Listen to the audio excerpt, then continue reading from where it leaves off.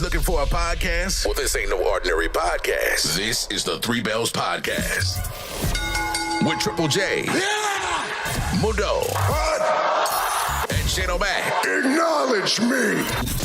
Coming to you live each and every Monday night for Monday Night Raw, Tuesdays with NXT, and Friday Night SmackDown featuring WWE PPVs, news, and more. So tune in live and follow the buzzards. And if you're not down with that, we got 2 words for you.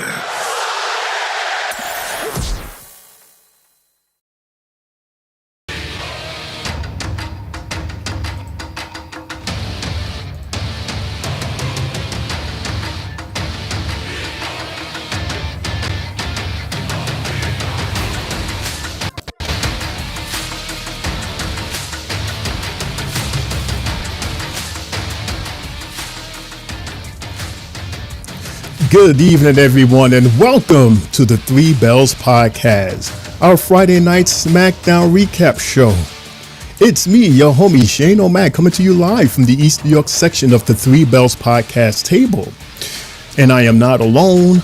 I'm here next to the Goo guy, one of the smartest guys of wrestling here at the table. It's Triple J. What's good, Triple J? Yeah, it's your boy, Main Event Triple J, now here live on YouTube. Happy TGIF, everybody. Oh, man, we reached the end of the week. I'm ready to talk some SmackDown. Let's get it, my brother. As you can see, there's only 2 bells here. You're wondering where the third bell is. Mundo, he is not here tonight, but he sends his blessings, and the show is going to go on with myself and Triple J right there. So if you're ready, hopefully you're ready, Jay. I'm ready. Because you know I'm ready. Hopefully you guys out there ready. Yeah, for this is Three Bells Podcast, everybody. So, as you know, it has become tradition here at the Three Bells for our Friday nights, being that it's Friday, TGIF, and we have our special guest coming to us live from Tri-State Mania. Here he is. He's right there. It's Big Man IM_L. Like we like to call the one. What's good, man? What's up, everyone? How's everybody Friday doing? How you doing, man? How's your week been? How the babies doing? The babies is good, man. Today they turn 11 months, man. So shout out to my twins. Let's go. Woo, 11 months. Friday Night SmackDown. Just like my man Shane O'Mac said, are you ready? Is everyone else ready? Yes. All right, so we ready to do it. For SmackDown is coming to us from Columbia, South Carolina. I don't know about you guys, but I have family down there, so maybe one of them was in the audience. Who knows? So the first thing we see, fellas, the first image is this big, wide suitcase. I'm thinking it's like an electric guitar or something, or maybe a big mixer. Something to do with, with the sound crew. And then they open it, and lo and behold, it's the big, pretty Crown Jewel Championship, laced with over 150 carats of diamonds, they say, Jay? God damn. It's a lot. That's a lot. It's a lot. And there's two of them apparently. There's the one for men's, which is black, and then there's the women's, which is white. It's like a white belt, white leather belt. So it's pretty nice. It's pretty cool. So then we get a look back, of course, at what had happened last week, because the events that happened last week brings us to our current moment tonight, right? And also, maybe he's hanging out with Mundo, but Michael Cole from our announcement team, he wasn't here tonight. But to cover for him was Wade. So you had Corey and Wade, the two tag teamers, are back together. They brought the band back together in terms of the two guys that did the announcements. And I wasn't mad. Not mad at them at all. He just has to stop saying Bianca. Is that how he say Bianca? he kills me with that. Bianca Bale. Like, he's been saying that. He's been saying that since our NXT days. And he still hasn't gotten it. I guess he just stuck with it. He's like, well, I'm going to call it what I want. Oh, Bianca. I mean, I guess he's technically saying it the way it's spelled. Bianca.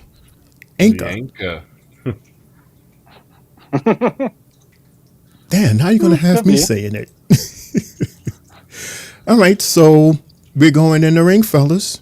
Let's go to the ring. Let's go to the monitor right down there. For you see Lawan, he's our monitor. Remember back in the school days, where you had that monitor coming into the classroom? National Geographics. But tonight it's wrestling, and right now we're about to see Solo and the Bloodline. What are they gonna talk about?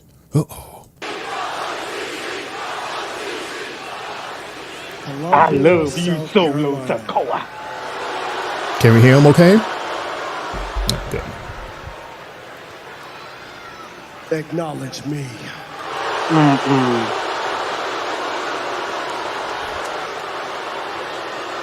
Okay, down south, they don't care. They will tell you how they feel.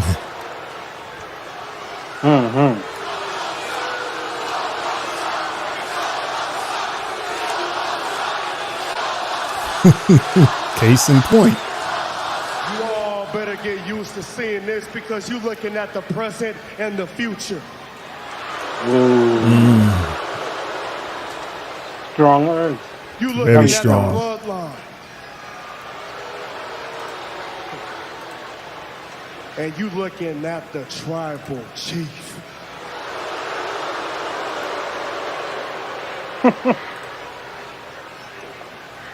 You see, I'm the man that created a bigger and stronger family. Sure about that? Well, I'm the man that created a bigger and stronger bloodline. I mean, is he lying? Yeah, I did. And Roman Reigns can't do Because of nothing The Rock. about it. I mean, those three dudes behind him, especially that Jacob. Jimmy can't do nothing about it neither. I love you, And Solo then check this Sikoa. out. And then Jimmy goes to Monday Night Raw and tries to get Jay's help, but Jay don't want nothing to do with it either. Yee.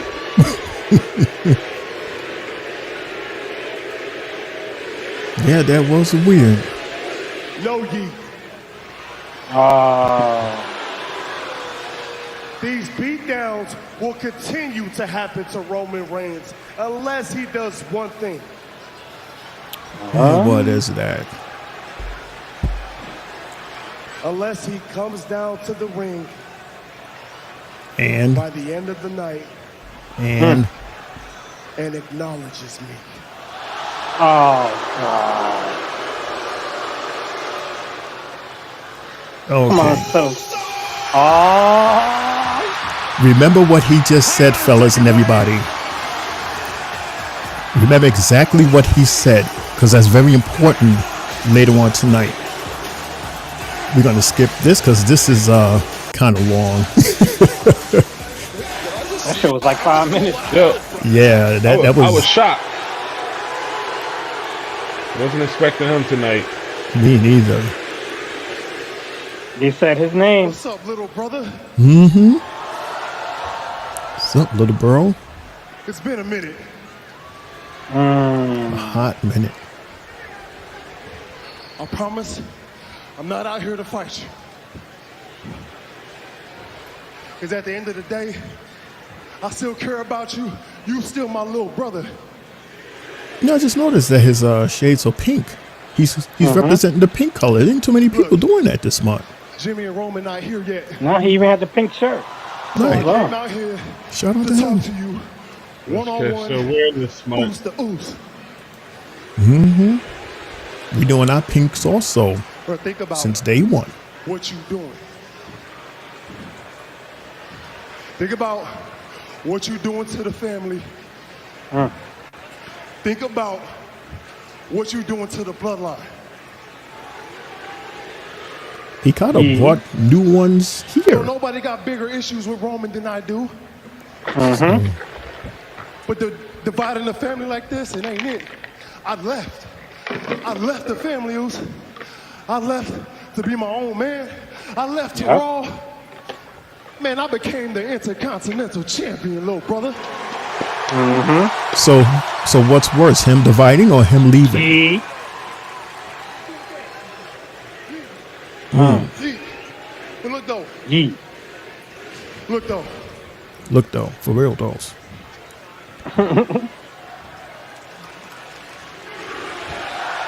Yes, I did. You're so unserious. Look, Oos. Fighting over the Ula Fala, though, is not it. That right there is earned, not taken. You know better. Facts. Facts. But if you want to end Roman's power, then do it. Just don't divide the family while you do it. Are you done wasting my time? I was laughing. I was dying when he said that. Who said anything about dividing the family? I'm not trying to divide the family. I'm trying to unite the family. I mean, And stop calling me your little brother. I'm your tribal chief now. And I'll always have a place for you and Roman in my Yo, bloodline. Solo. But if all you don't have take to that do bass out your voice is talking to me, acknowledge yeah, You won't say this shit in right. front of daddy. You see, I don't want you to follow Jimmy's footsteps. 'Cause Hey, look where I Jacob. got him. PJ, he's ready. He's ready on So command. are you in? Or are you out?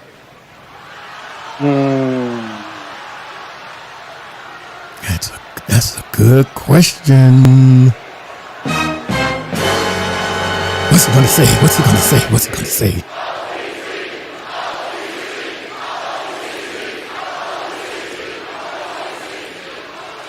Okay, you gotta think about that. If what you're saying is true, and you're trying to unite our bloodline, If then why did you have to go and get them? Why'd you have to go get them, Moose? Thomas?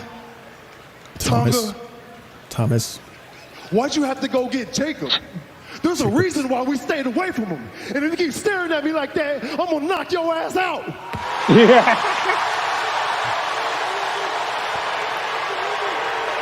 Knock your ass out. okay, he gave that.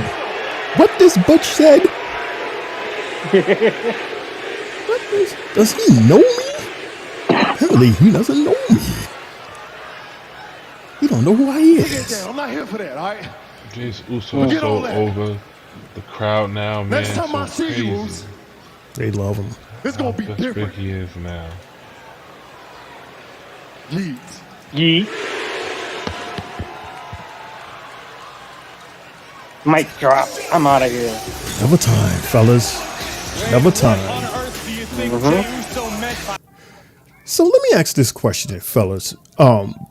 Based on what we saw Monday, right? When Jimmy came to Raw to talk to Jay, and all of a sudden Jay is out here tonight. What's going on? Like, what? Why is Jay here? I'll let Triple J say that because I feel like we got the same answer. I only say the reason why Jay is there is because he's like, yo, baby bro, my big bro, my 20, he came to see what's up. And I figure I'll come back and just give him back the same kind of respect. I'll come back to his show, talk to him, see what's going on, see if we can mend things, more or less. That's what what I see happening. And at that, both big brothers already came at him, and it seems like Solo doesn't really want to listen. So it's gonna take a brotherly ass beating. Trust me, a nice brotherly ass beating to shut him up and put him to sleep. Put him to sleep? What is he, a dog? What is The that? baby, he's the baby. You got to put the baby to sleep. The baby He's the baby. brother. He's Put the the baby baby of the brother to family. sleep. Yeah, put him back in his diaper. That you see the outfit he wears. It looks like a big ass diaper on him. And you agree with that, Lamont? I agree with somewhat of it. Just him coming to check up on his family, see what's going on. But from what I really got out of this segment and what was going on, I feel like WWE is kind of now trying to push things a little bit more faster now with this now being the fact that we're getting close to Survivor Series and they're basically pushing two PLEs at the same time. They're doing Crown Jewel and we're Right. pushing out Survivor Series. So Right. we got to get things on the go right now. So like I said before, last on Monday, the time is ticking. They really gotta start pushing this feud. If this feud is gonna be what it is now, then just like Jay said the other day, they gotta start now or next week. And it looks like we're starting it now. And hopefully now that everybody's going to brands, back and forth to each other's brands right now, being the fact that we got Crown Jewel, maybe we get to see maybe Roman come to Raw, or maybe one of these members of the new members of the Bloodline come to Raw. I don't know, but something's fishy, and I feel like Jason had never stuck his nose in his business if he really want to get in his business. Right, right. And based off of that, also what I got was that quite possibly they're gonna be interfering in his intercontinental match against Braun Breaker. I really think they're gonna push the narrative, and more than likely Jimmy's gonna come back and be there for him again to possibly stop that. So I wouldn't be too surprised if something happens on Monday. Since this is not even on the PLE anyway. No, Right. That is a match on Monday. tomorrow. Okay. Not tomorrow. It's on Monday, On Monday, yeah. The and it Intercontinental should match. be on the PLE. Right. Right. But But here, maybe it's because Jacob can't really be traveling like that.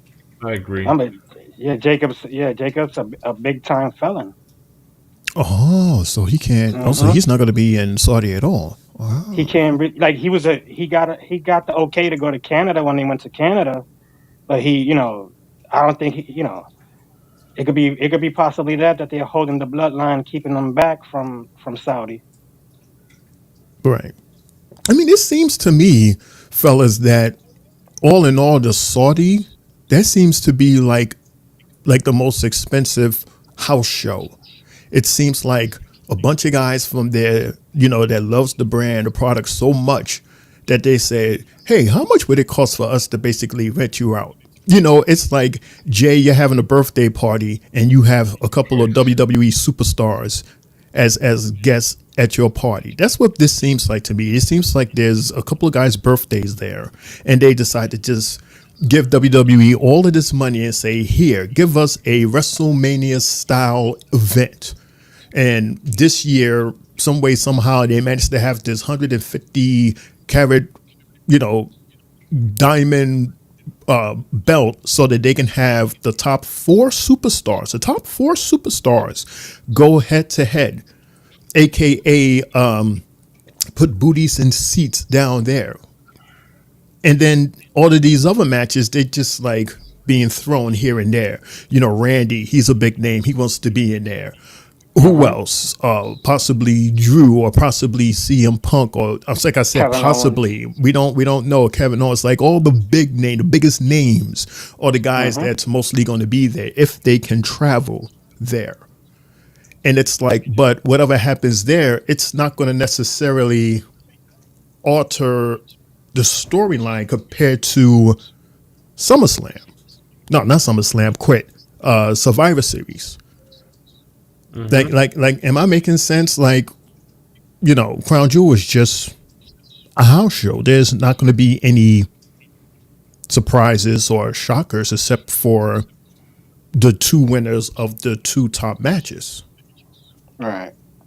I agree with you, Shane. I definitely agree. But if I'm WWE, I would try to put some of the storylines that's going on with maybe Raw and SmackDown, maybe a little bit into that PLE.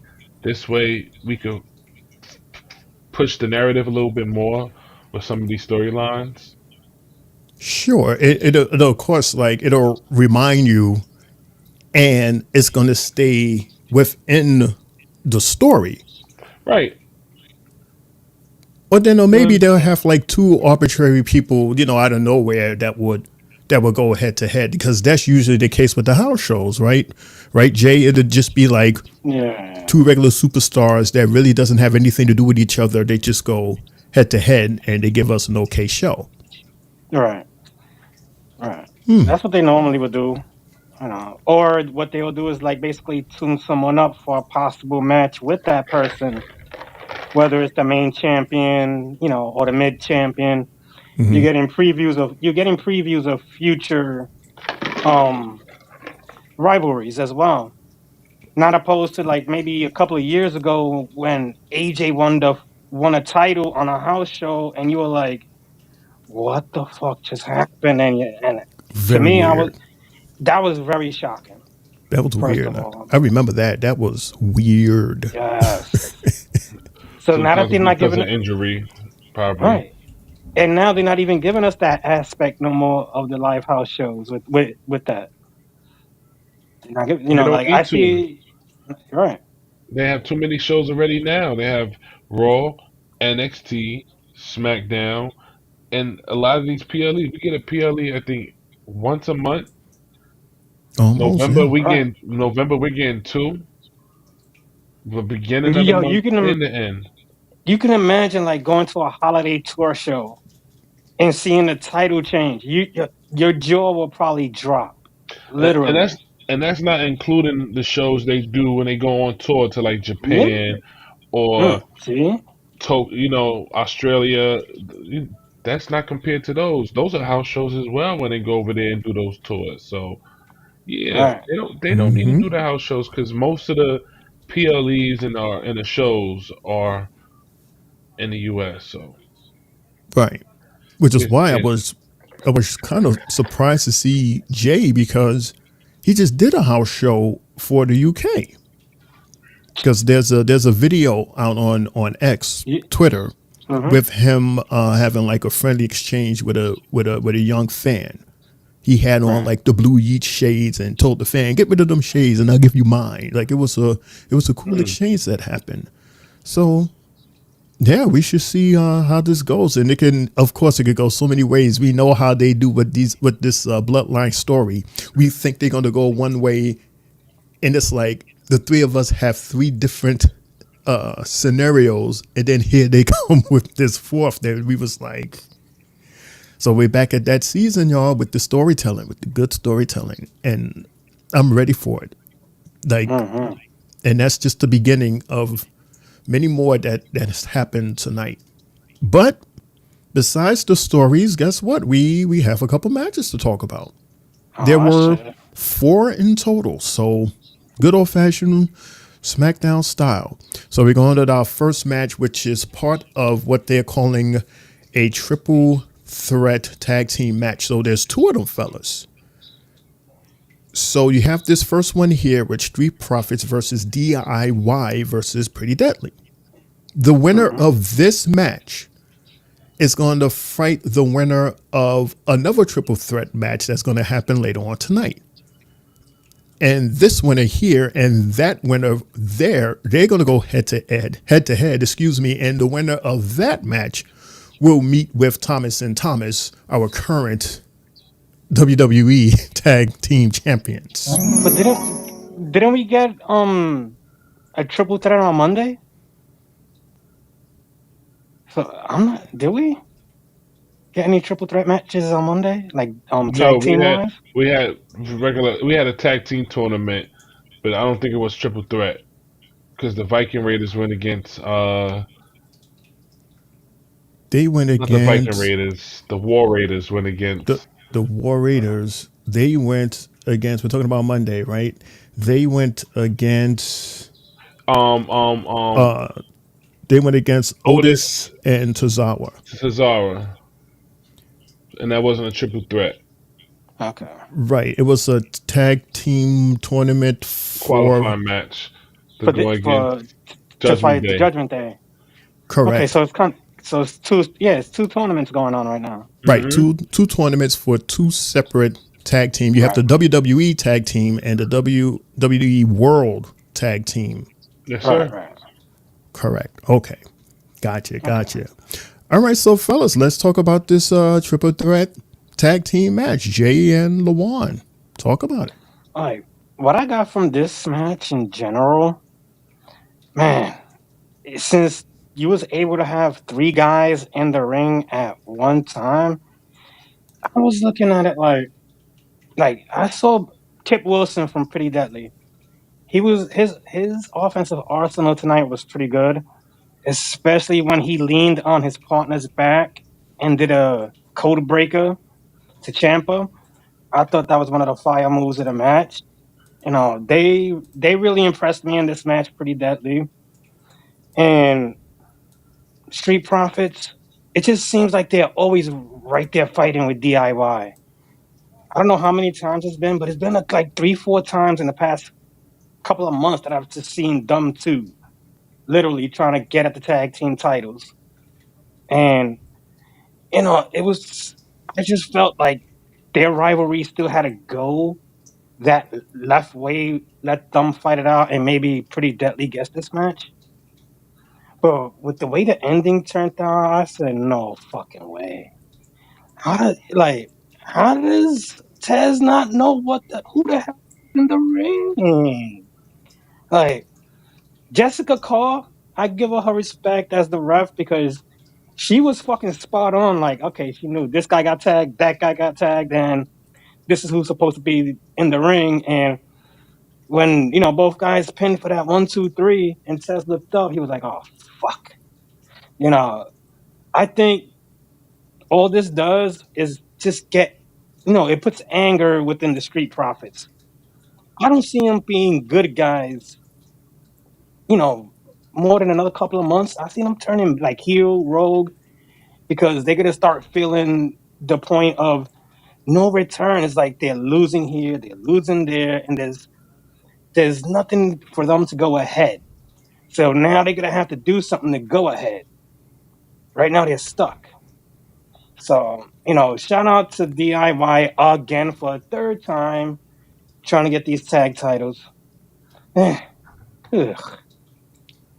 Congratulations to Champa and Gargano for a great match. It was great to see Pretty Deadly. We haven't seen him in the ring in a very long time, so it was very good. That somersault by Montez, man, goodness gracious. Street Profits never. They always having great matches, man. They always doing what they got to do, especially when they in the ring with DIY. Them guys, when they're going against each other or when they're working with each other, the crowd is always pumped and they know the moves to do. They know how to engage with the crowd. So again, I don't mind seeing these guys going against each other back and forth. Is it tiring after a while? Yes, but are we going to get a show from these guys? Yes, as well. So hey, if it's going to continue to work and it's going to be good, let it be good. And good call by that referee, man. When I was watching that match in the beginning, I was like, "What the hell? What's going on?" And then I saw the ref and they showed a replay, and I was like, "Good fucking call, good call." And calls like that is going to get her into bigger matches.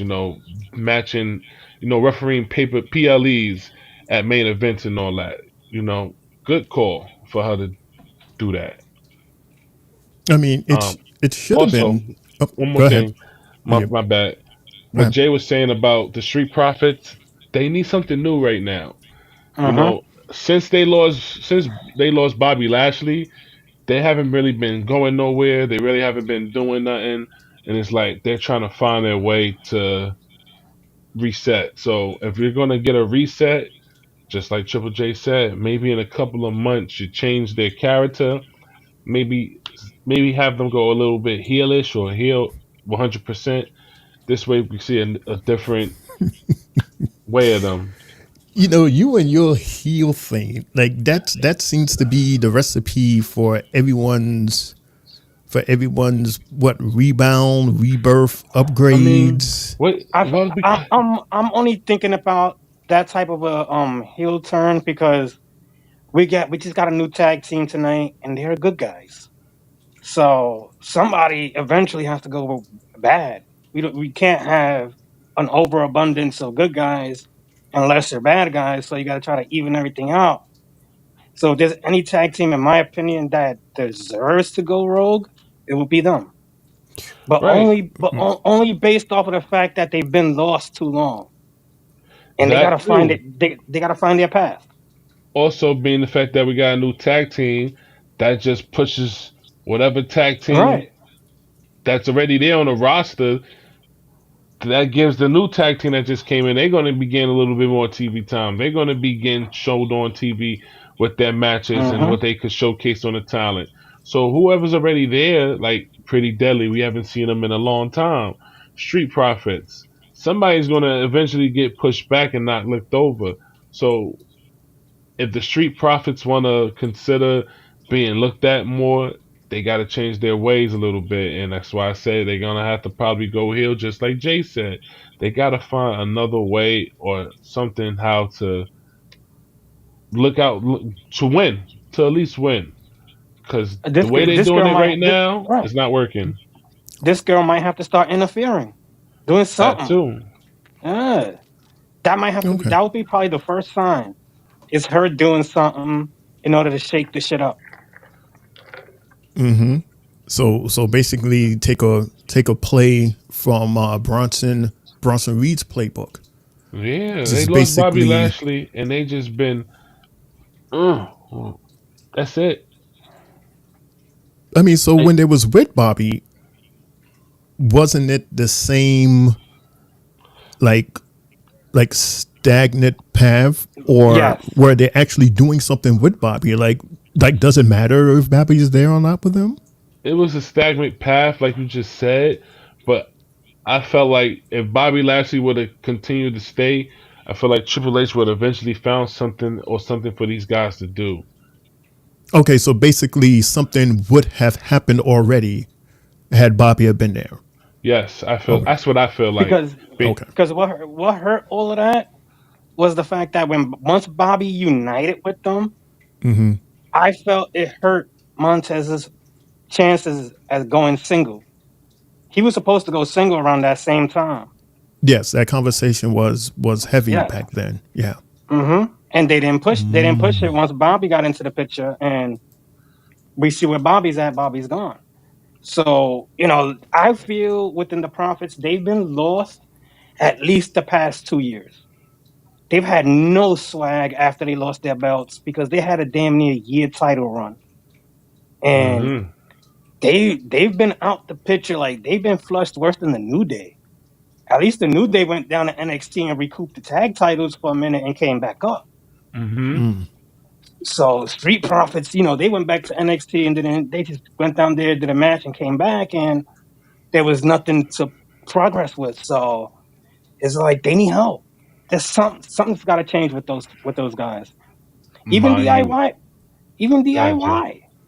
DIY could use a change of scenery as well.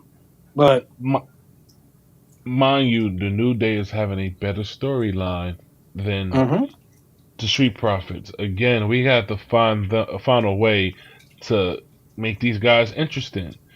The New Day haven't been winning championships, so hey, let's do a story with them probably getting upset at each other, or something's not going on.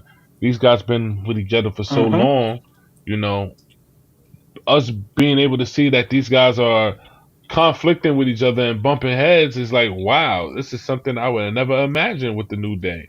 So again, right, even with the Street Profits, we have to create or find another way to make them interesting. New storyline. I don't think just putting these guys against with a different tag team is going to work. We got to build for story. Story is just going to make them more interesting and make it work. right. Okay. But in the New Day's defense, well, to add to their story, I think the whole thing is surrounded with the fact that they're about to celebrate 10 years. So that 10 is the secret, is the root of that entire story, because I have a feeling that something is going to happen right at the moment, because it's supposed to happen. Well, the official day is sometimes next month, right, Jay, in November. I would think what, no, November 5th or 6th, something like that. Maybe that Yes. Monday Night Raw, the 5th, the So day it's before like, Election Day. yeah, that 10. Wow. So it's, wow, that's going to be a week. That's going to be a week. So, Right? Is it the 5th or the 11th? I I don't know. I think It's got one right of those 2 now, days. to whip up that calendar. You're asking, Jay? Usually you know the answers to all of this. No, because I remember when they was talking about it, when Kofi and X were talking about it. I, Okay. I just I just didn't catch the numbers. It was like a 5, 10, It's or a 11, something like that. it's a 4. Like that, the first full week is November 4th. That's a Monday. Okay. it's right around the corner. You see how fast that shit is going? And remember, we was talking about, oh, we gotta wait. Listen, that stuff, it goes by so quick because we only get to see them once a week. Yeah. In 2 hour Yeah. and a 2 hour show. And So it's also now 2 hours. So yeah. So it seemed even shorter. But well, I say this to the Street Profits. I say, hang in there. Just like we're going to see a superstar later on that hung in there, and she's making her debut tonight. A singles debut tonight. So there's 3 people total that are making their SmackDown debuts tonight. So again, this was a good show, and we're going to talk about that later on.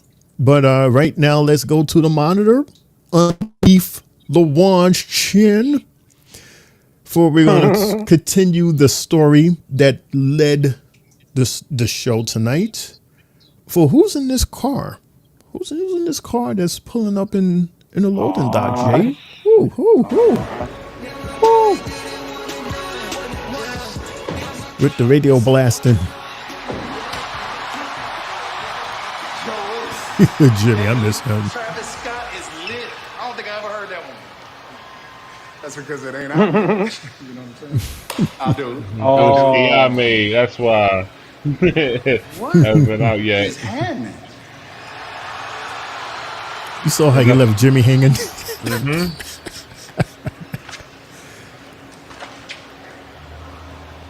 Oh.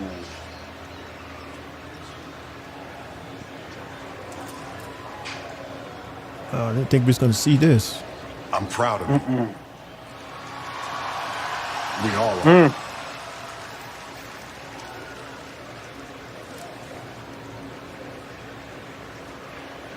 And no yeet. Wow.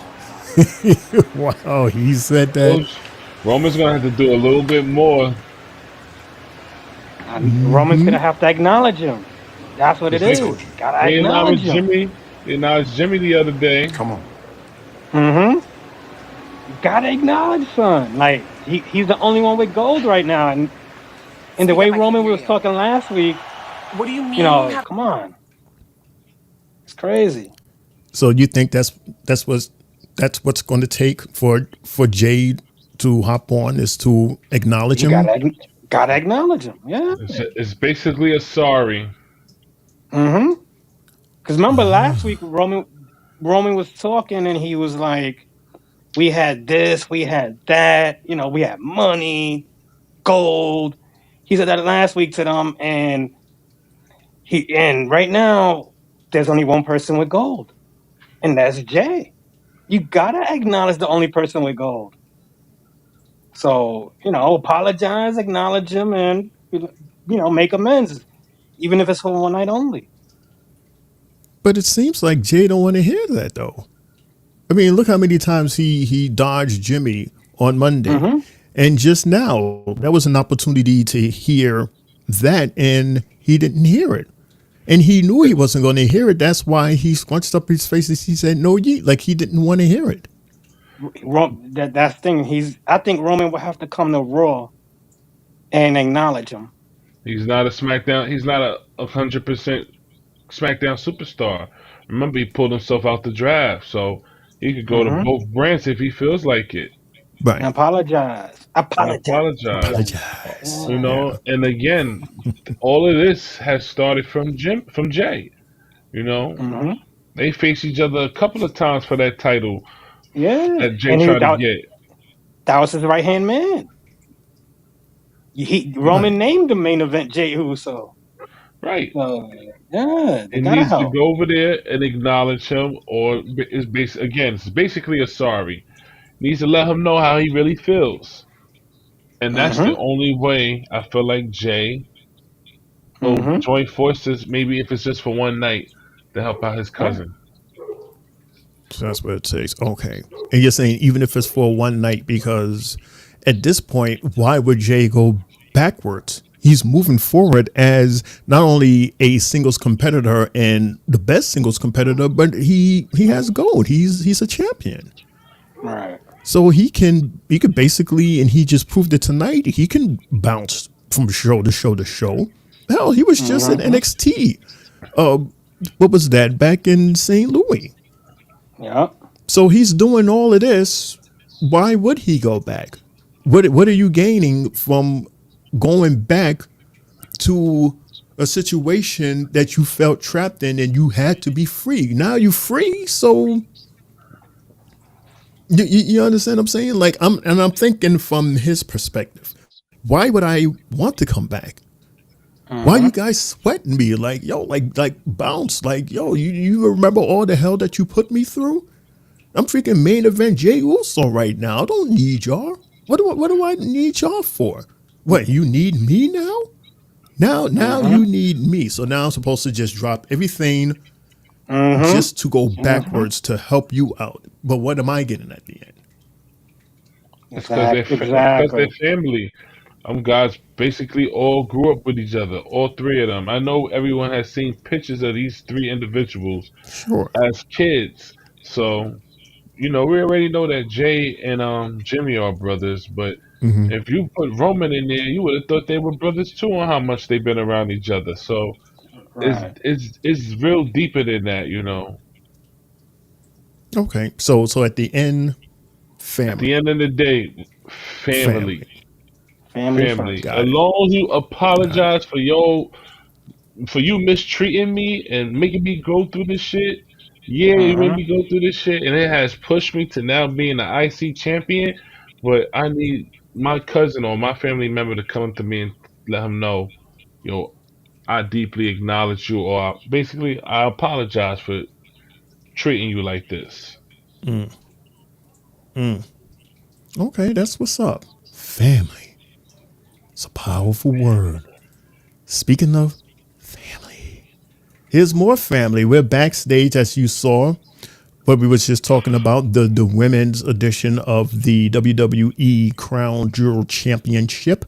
And here is one of the competitors of that, Queen Nia Jax. She's in Nick Aldis' office. What's going on, Queen? Have the flu, Tiffy. Now is not the time to abandon me. What? What happened? What? They hating on my girl. They Hating on sure her. are. Where did that come from? She got glitched. Uh-oh. Oh, and then of course a commercial comes up. Okay, Oh. And a Mario Brothers commercial too? and Mario comes up. Well, I prefer Yeah. Mario than the commercial. I can't show the commercial, Dun, dun, so dun, dun, dun, dun. Wait. Dun, dun, dun, dun, dun, dun. Dun, dun, I'm dun, sorry, dun, fellas. See what had happened. They threw a commercial, so I'm trying to. Okay, here we go. This show has been brought to you by the Mario Brothers, y'all. No. Anyway, here's Queen Naya. For real, for reals. You have the flu, Tiffy. Now is not the time to abandon me. You're ready. What is going? Oh, All right, Raise the bar. God. Ready to make a you change. have got to be Advance your kidding career- me. Oh man, you know what? Getting I'm paid, giving Two times in the getting front. paid. I'm giving a womp womp to this system because since when have you been acting up like this? Is it because of Friday? Is Friday like a day or something where somebody or something Yeah. has to go haywire? If it's not my camera doing that little weird thing, which already happened. Okay, here's And Queen are trying Naya. to get For in the way reals, of for me reals. becoming the first ever crown jewel champion.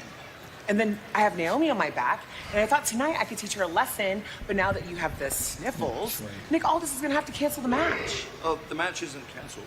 Oh, she has the sniffles. Yeah, Excuse right. me? Yeah, the match, it's not canceled. Shut up, Tiffany! But my partner's sick. So, Naya, SmackDown has a deep talent roster, so the simple solution here is Yes, find you someone Ain't do. as else. deep, ain't as deep in it as who NXT. else?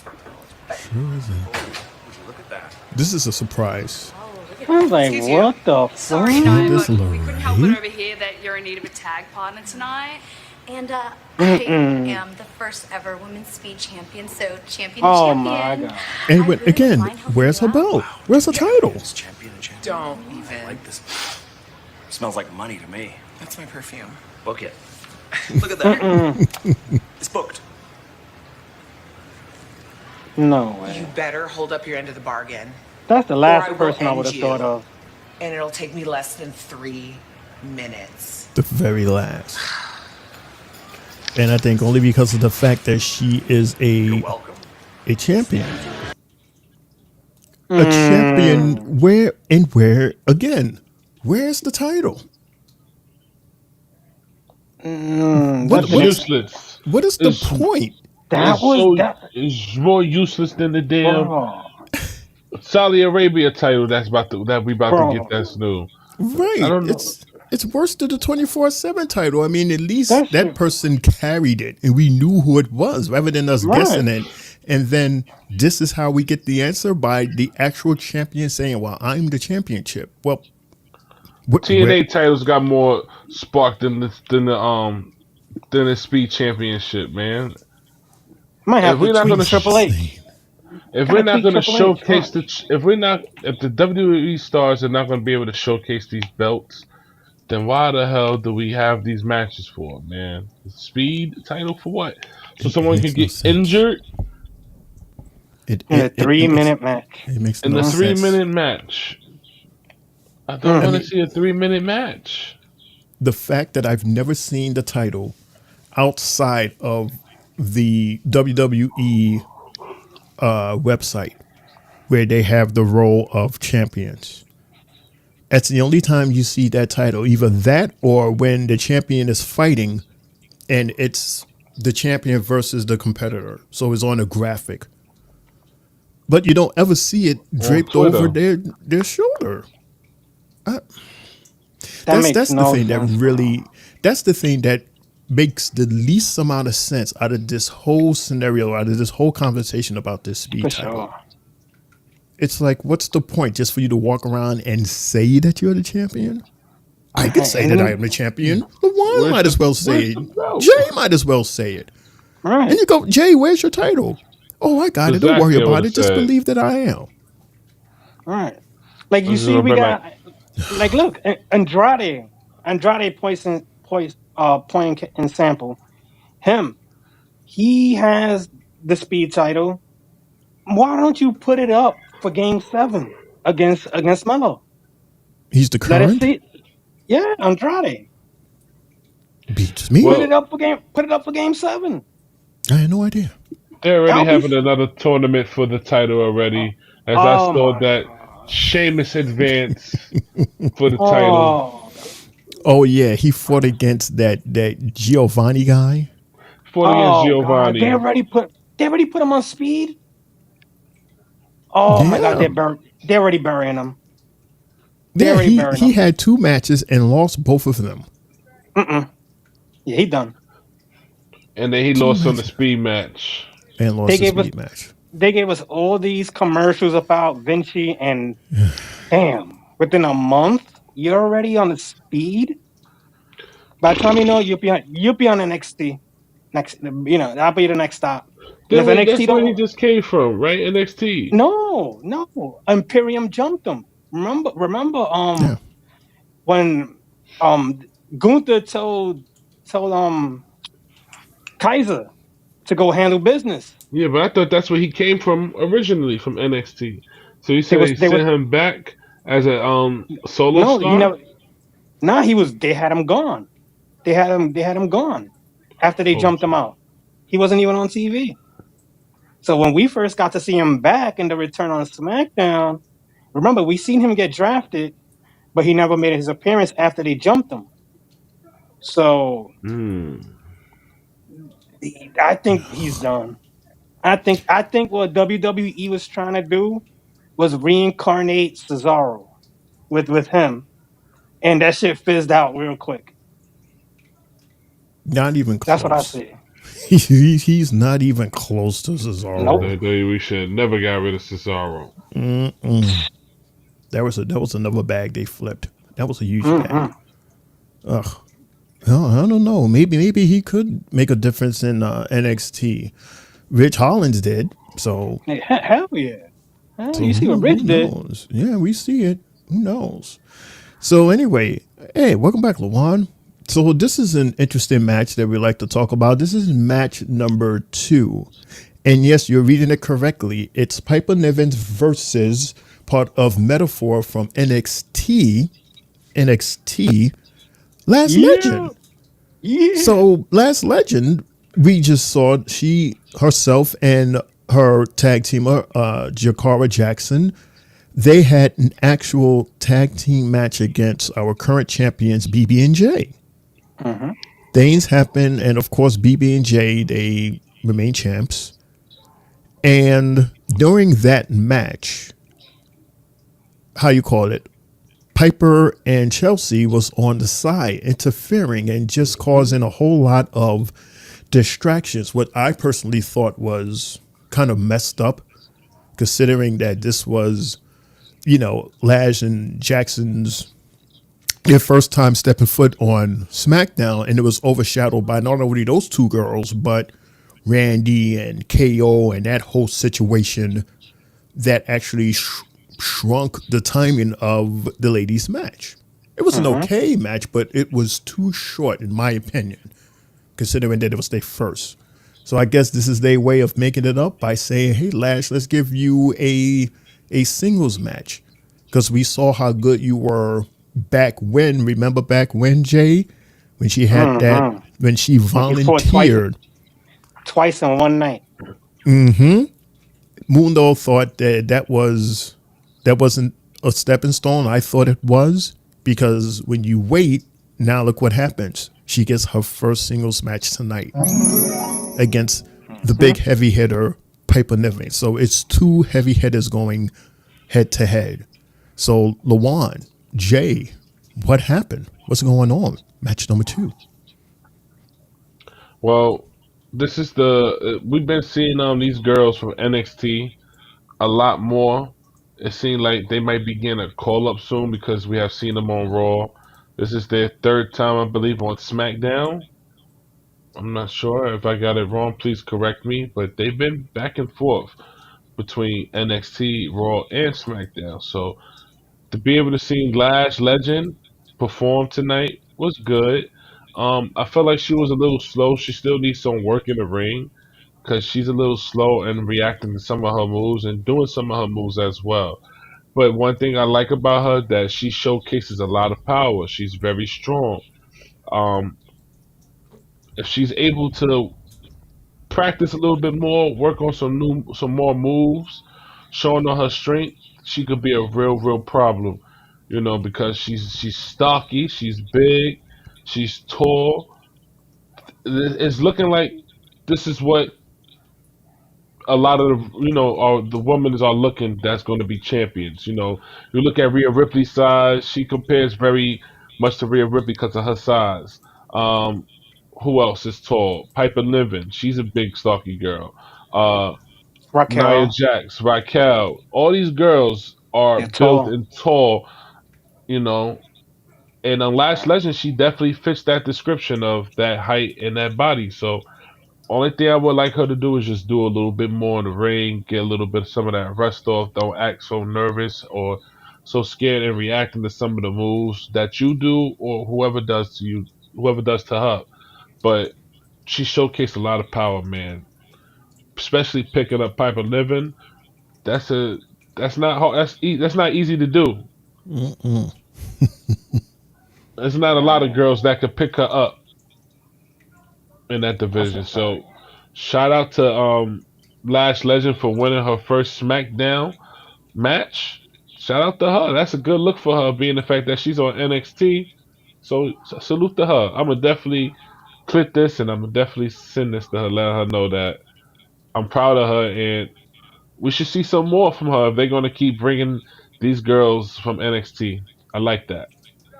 All right, and that was something that I did ask a question about the other day, if you remember, Shane. And Dez was saying the same kind of something kind of similar because I was like, are they feeding us Slash and Jakara to have them as far as the on the third hour of when SmackDown does go to 3 hours? Now that we see we got more women, starting to come up and be on the rise. Those who could come up as a tag team and still one could have a singles run. Because Lash Deadass showed it tonight, and Lash was just beaming, bro. Like you said, she was a little slow to Hmm. start off, but maybe it was because maybe her and Piper haven't had too much ring time to work together. So I would say maybe that's the reason why they look kind of sloppy at times with each other. But at the Hmm. same time, Piper performed as well. Piper sold a lot of her moves, and you know there was a nice spine buster and senton that Piper hit, and you was like, oh shit, the page is turning in this match. But when this girl actually picked her up on her back and dropped her, I said, oh shit! After the body slam, because normally it would take about what you were saying. You would think maybe 1 minute or two after the fact that you body slam somebody. Oh my God, these people in my background, Jesus Christ. Hmm. Yo, that shit is bananas, bro. I It's hear like it. Summerfest out there. Oh They are man, going in. Orale. bro. Oh my God, they all drunk out there, bro. They drinking, drinking, Oh, drinking, drinking. TGIF. But what you see, like what I was saying with Lash, she gets in her rhythm. She does what she do, and she got the potential to be a future star, bro. Like really big time, because she came from the WNBA. She didn't last long, but I think she made the right transition as well into WWE, and we're seeing her progress.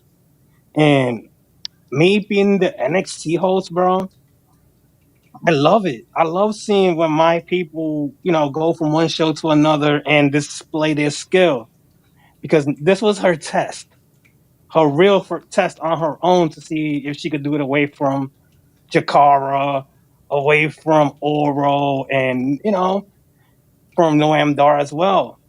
She showed it tonight, and I'm ready to see more from Lash.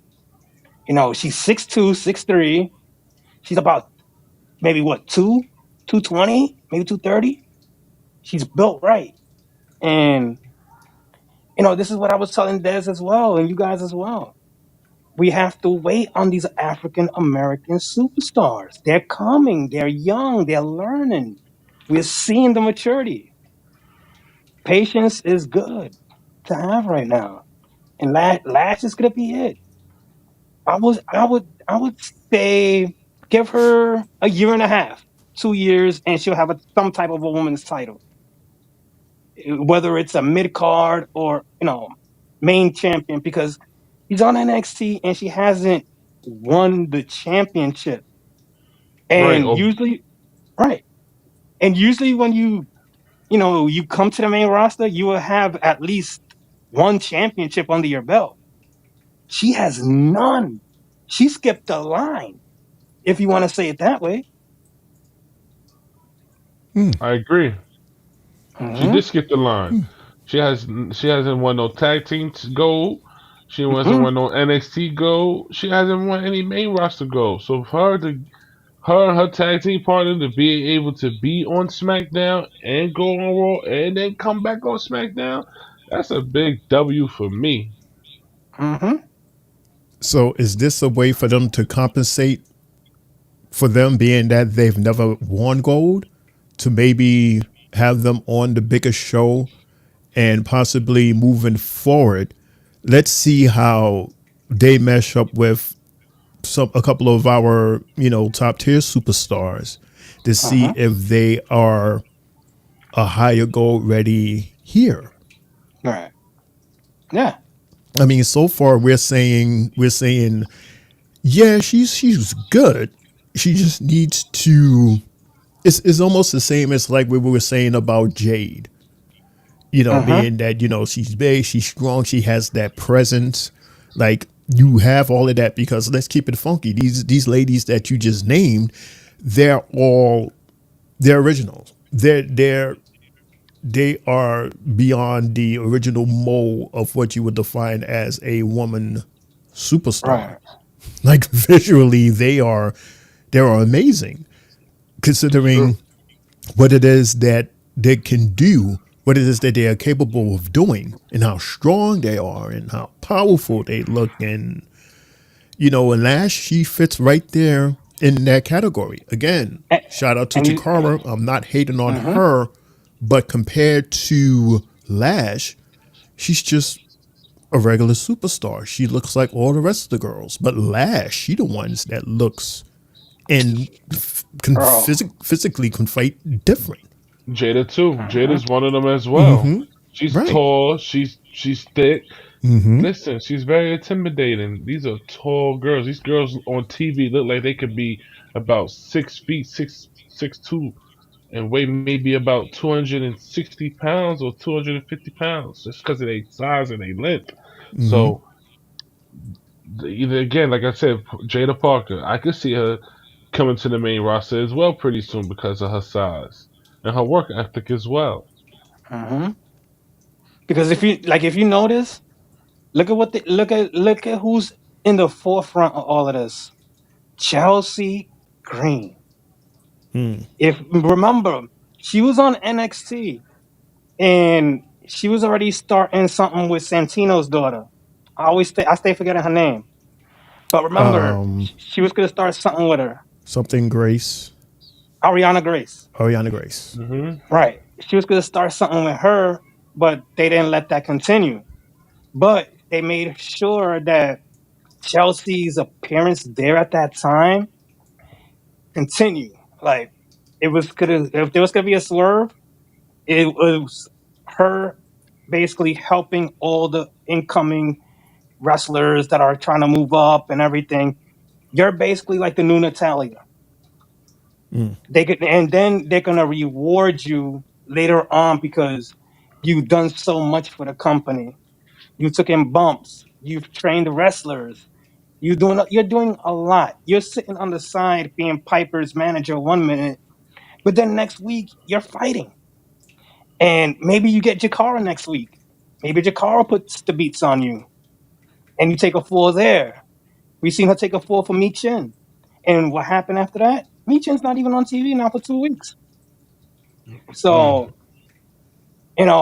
this is what I've been seeing with Chelsea since the beginning of the year. she's basically been that type of a role model slash wrestler that they always look for, and she doesn't say no. She always takes on the challenge. So I'm always, I always keep an eye on someone like her to actually progress later on down the road because she's taking those bumps. Mm-hmm.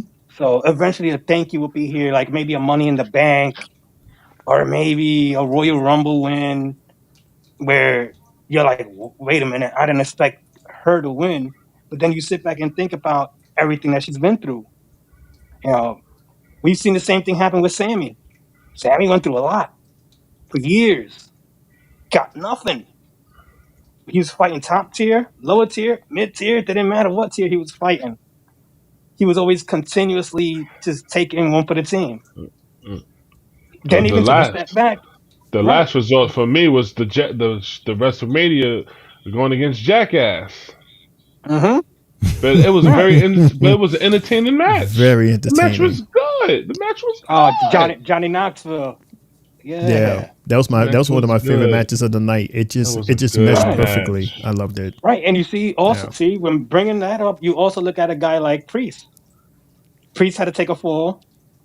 He took the fall with Bad Bunny, Mm-hmm.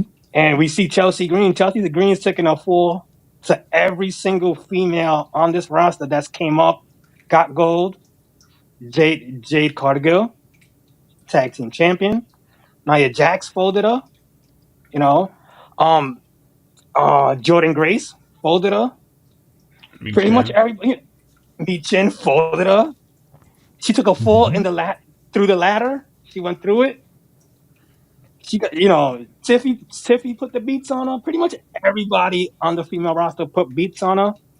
But she's always like, she comes back next week and just tries to one up the situation. So, man, I dead ass love me some Chelsea Green. I ain't gonna lie to you. That's my pick for the Royal Rumble. So that's a sleeper. Mm-hmm. A It's a very good sleeper. sleeper. Yeah. And you know what makes me believe that? The fact that trivia question. Who is our first women's Money in the Bank winner? Oscar. Oscar. I Was think it it's Oscar? Oscar. I think it's Oscar. Oscar. Yeah. Okay, so then I'm asking the wrong question No, then. no. Carmella. Yeah, there. Thank you. Carmella. Yes. Yeah. Oscar's the first something though. I don't Royal Rumble Women's winner. women yeah. That's what she Right. is. The women's Royal Rumble. Okay. But yeah, if Carmella can Uh, win, then why her can't Chelsea? Shinsuke Nakamura won it the same year. Mm-hmm. Mm. We ain't got to worry about him. He's chilling. He's chilling at a different circuit apparently. So That's what I've seen that. mhm. Definitely seen that. All right, so wow. We're having some good conversations tonight, fellas. Wow, very good. Nice. Very, very deep. Woof. Let's take a break from talking. Look at this TV. For we have the Bloodline story continues. Mm-hmm. OTC. What happened?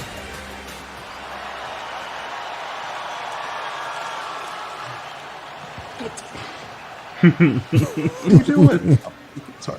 I was trying to relax. I was trying to relax. Yo, Wise man Jimmy's spot. I was trying to retarded, relax. bro. You're not the wise man. I'm not. But listen, I'm just trying to relax you. I still think He was you such need in to talk deep to Brother thought. Jay. Man was breathing down his neck. I think if the wise man was here, this would be done by now. I'm not talking to Jay. We already saw Jay. Is he coming soon? He made it clear. It don't matter. Look, Don't I matter. give you a shot. You try. It's time to do it my way. I'm gonna fix this tonight. How the hell are you gonna do that?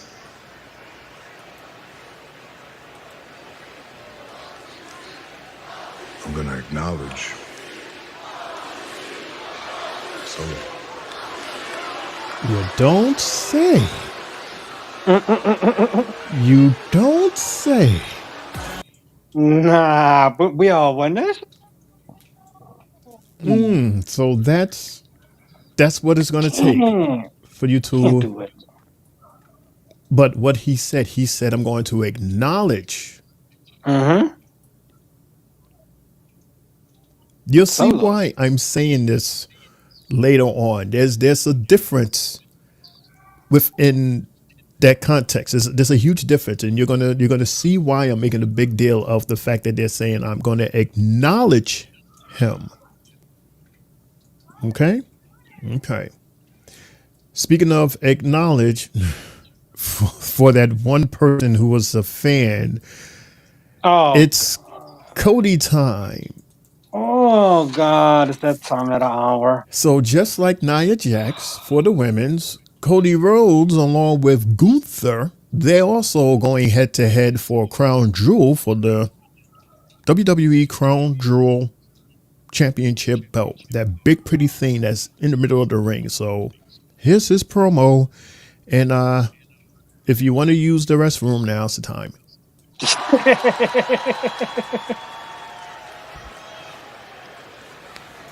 And Lawan leaves. And Jay Wise leaves. individual recently said to me, when it comes to the pantheon of top men and top women in professional wrestling, who would be the next leader? He said that the next one doesn't always look like the last one. I didn't think they was It's been going a to quote I've leave, been but thinking about quite a bit there lately. you go. But in regards to this, I'm hearing you saying. I'm hearing you. Crown Jewel Championship, You go. Do your thing. Do your it's thing. not about the next one. It's not about the last one. That is pretty, isn't It's it? about who is going to be the first one. So how does this go? Will they carry it for like the So whole many year? Or what maybe ifs not? Like the in speed the champion? history of our sport. I'll take you down that road. What if the NWA World's Champion Harley Race fought against the WWF's Bruno Sammartino? What if Bruno would've won. AWA's Nick Bockwinkel With a smack, he went would've against hurt the him. Nature Boy, Ric Flair, champion versus Ric champion? Flair would have won that one. What if WCW's Bill Goldberg fought Stone Cold Steve Austin? He would have stunned him like 10 He times. would have stunned them, yeah.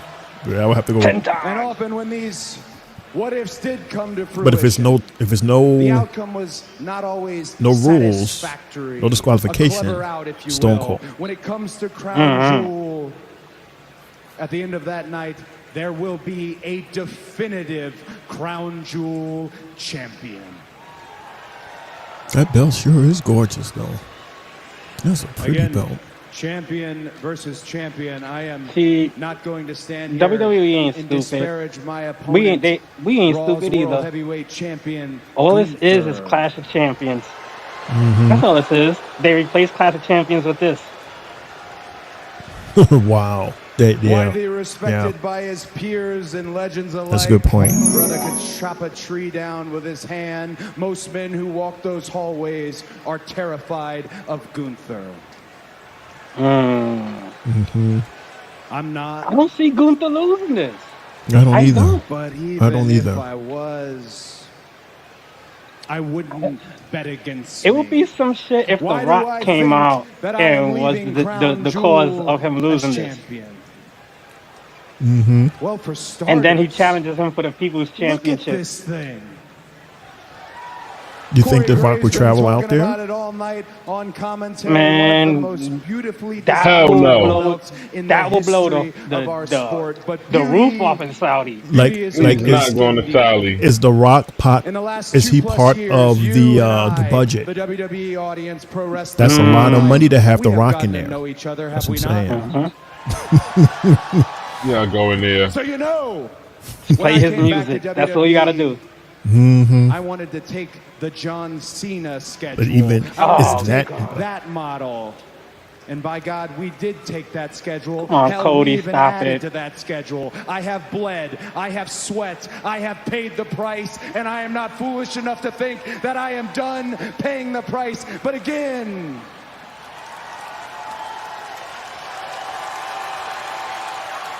it's almost skin deep. I don't believe The none real of your reason words, Cody. None of that your I think words. I'm leaving Because he Crown said the same Jewel shit on as Monday. champion. Right. Is it? She's sitting Ugh. at home right now. He She's about cycled 3 shit. foot tall, and I need No, her his to daughter. know that when my bones But turn he's to the dust, champion, so my he name has will to be he has attached to to make this an title as its appearance. first champion. Sure. I need her to know the name was He needs to given do me this is because, the you know, same name there that are was people given to out there her, that are and it will not matter, and she as will know abreast you to play all of the this as game we are. not to lose, So but you for some play people, this to could be their win. first time. For us, this is like our 20th time seeing this. So, yeah.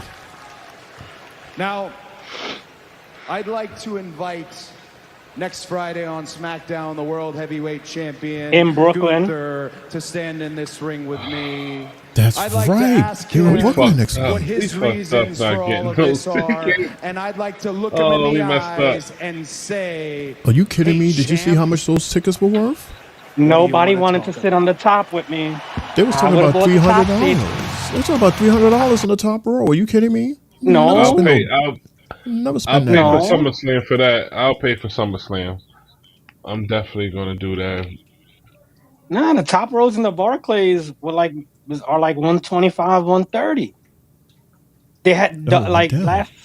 sometime last week, a friend of mine had sent me the 25% off. It didn't seem like the Barclays was filling up seats. Yeah, all right. Well, I'll check Shit. after the show and see if The CEO said it was, y'all need those $300 seats. Like of course he does. you heard me. I could sit on the top of the damn arena and I'll be fine as long as I'm there. I've been a part of too many events, and I'm one who started, all the way up at the top of a mania, literally 3-4 rows from the top of the damn arena at MetLife. And I gradually worked down and around and everything. And I put it like this: anywhere is a good seat as long as you got a good view. That's what I would say.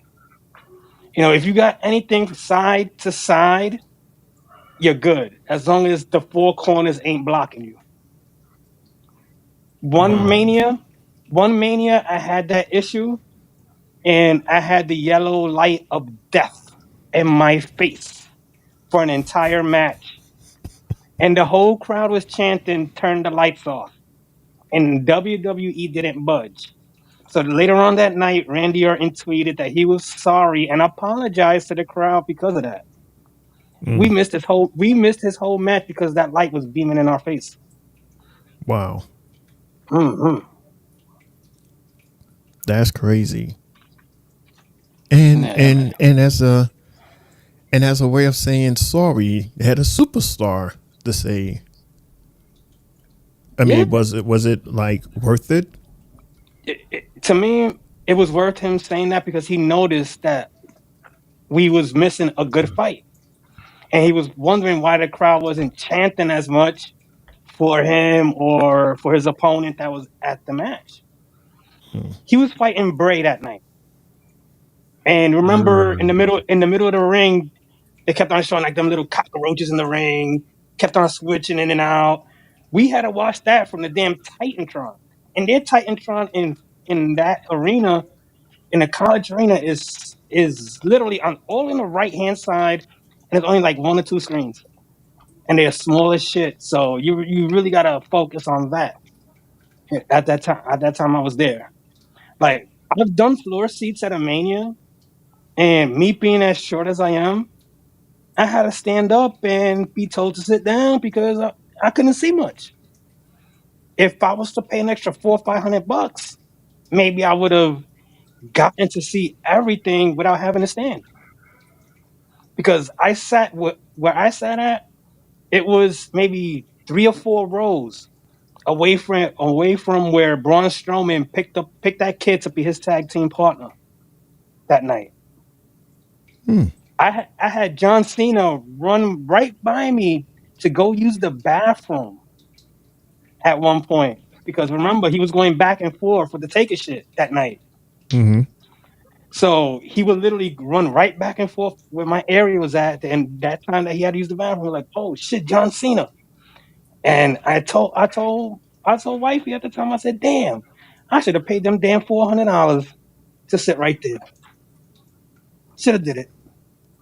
I'm because at definitely the going to do it for because SummerSlam. look, right at that time, floor seats $400, bro. $400. Now look at the price. Damn near 3 times, 4 times the price for floor seats. Like I see the Mania packages going for like 10 grand. Like, bro, That's a lot of money. That's a I like the lot of burgers, boy. A yeah. lot. That's why like me, I was a fan personally of the one night instead of the 2 nights Mm-hmm. because once they made it 2 nights, it made me think like, damn, I gotta pay twice as much. Then hotel and airfare is gonna be twice as much. Mm. Everything around that area is gonna be booked, extremely booked. Yeah, 2 nights doesn't mean you get to see the first night or the second night. You got to buy those individually. Right, right. That's what, like me when I went to New Orleans, I was trying to book everything all at one shot. When the Mania tickets went on sale that October, the hotels were already on lock. These people bought these hotels once Mania is announced at the next location. People are already calling hotels, booking, planning. You know, I didn't get my hotel to the 24 to 36 hours prior to me getting there. Damn near Mm. $1,200 for one night. One night. Just to be 3 blocks away from the arena. I went to a Motel 6. There was there Mm-hmm. was there was nothing available at all. And I was literally right on the strip by the convention center in New Orleans. And I was like, oh, it was a good walk back and forth, a good 7 minute walk to the arena. So that was the best part about it. But Mm-hmm. what sucked was that, if I had more time, I would have stood there. But for one night, I was like, shit. It was a good night of wrestling. I wound up missing the first match because of my flight. That Jeez. shit, yeah, hey, my flight killed me. I literally missed the entire first match, which was the that Royal Rumble that they will normally do, and the Hardy Boys were in that Rumble, and I missed it. I missed it trying to get Terrible. in. I got to see the ladies. I got to see Seth curb stomp on the Miz for the IC title. Mm. That was, bro. That shit was crazy. The only thing I would say that would have sucked in that Mania was that we didn't get the normal entrances that we would get when we were outside. Can't do the same inside and outside. Mm. Yeah. Let's Mm. continue the show. Sorry for holding you up. Ladies and gentlemen, that was Story Time with Jay. Hey. Sorry. Stories with Jay. Stories with Jay. And I say that because before we go on commercial break, there's one more storyteller that we have to hear from, and that's Mr. KO himself, Kevin Owens, as he gave us this nice little chat via FaceTime in his car. To see what he has to. Was this the one that he posted to Twitter? Yes. Oh, shit. Actually, it's been over 10 years, just recently. And I've had a lot of ups and downs over those 10 years, but I don't think things have ever felt as bad as they do right now. Because for WWE officials to tell me to stay home and not come to work, not come to SmackDown where I belong, because of what I did to Cody Rhodes after Bad Blood, is just so unfair and ridiculous. I mean, look at what we've seen WWE superstars do to each other in and out of the ring, in the locker rooms, all the ambush attacks, the beatdowns. And I get told to stay away because I dropped their little golden boy outside of a stupid bus. Gotcha. Come on. That really makes me ask myself just how appreciated and valued I am by this company. But that I can live with. I can kind of get past that. What I can't get over, though, is what Randy Orton did to me. Randy, I can't believe Well, you betrayed me like that. You know, you can let people say whatever they want about me. Kevin Owens turns on all his friends, blah, blah, blah. It doesn't matter. I would have never done that to you, ever. You kind of did. Because I thought what we had was different. Dude, I just can't believe you picked Cody Rhodes over me. Mm-hmm. And, you know, I got to be honest with everybody. I with everything that's happening right now, between the disrespect shown to me by WWE and Randy breaking my trust like that, I really don't know if or when I can come back.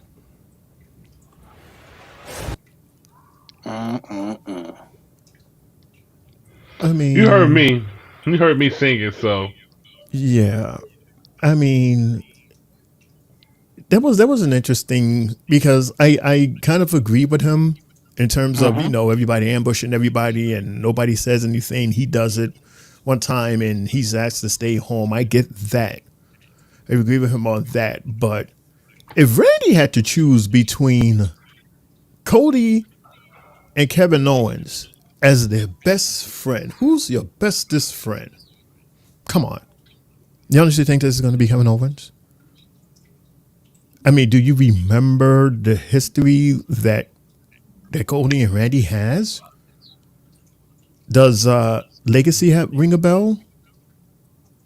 How long ago was that? And where was Kevin Owens when that was at its peak, at its height, at its prime? So you got to understand, youngin', there was a lot going on between Randy and Cody way before you was even thought of in this WWE brand. So it's like they're both after Cody in a different way. Yeah, that's what it is. And and with Randy, with KO realized the snake shit when, you know, Cody, you know, KO was like, look, we don't need this guy to come and help us or such and such. We could do this on our own. But then when Randy said, hey, we need you. You know, you could come for me. Yeah, you could come for me. Did Kevin Owens really know about it? No. You snaked him behind his back already. That was the first, you know, snake sign. And see, I always felt with Randy that Randy was gonna snake Cody as well for the legacy shit when him and DiBiase jumped them out over 10, 15 years ago in legacy. I don't think Randy forgets that past. It's just the way he got to get to him is by snaking everybody around him. That's what an apex predator does. I could be nice with you. But you know what? I'm gonna fuck y'all both. And that's what Randy is doing. He's fucking them both. No, not in a bad way, but that's what he's doing. Well, I'm glad you said that, because it seems to me that Randy saw that. He saw that video and he has a response. So he went to Nick Aldis' office and this is what happened.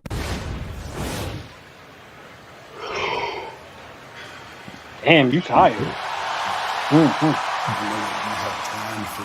Come on, my mouth. I don't know what anyone else Twins has be planned making me for Kevin sleepy, man. Owens. Have no I need idea to get how my hard hands that on works. Kevin Owens, and I want to do it at Crown Jewel.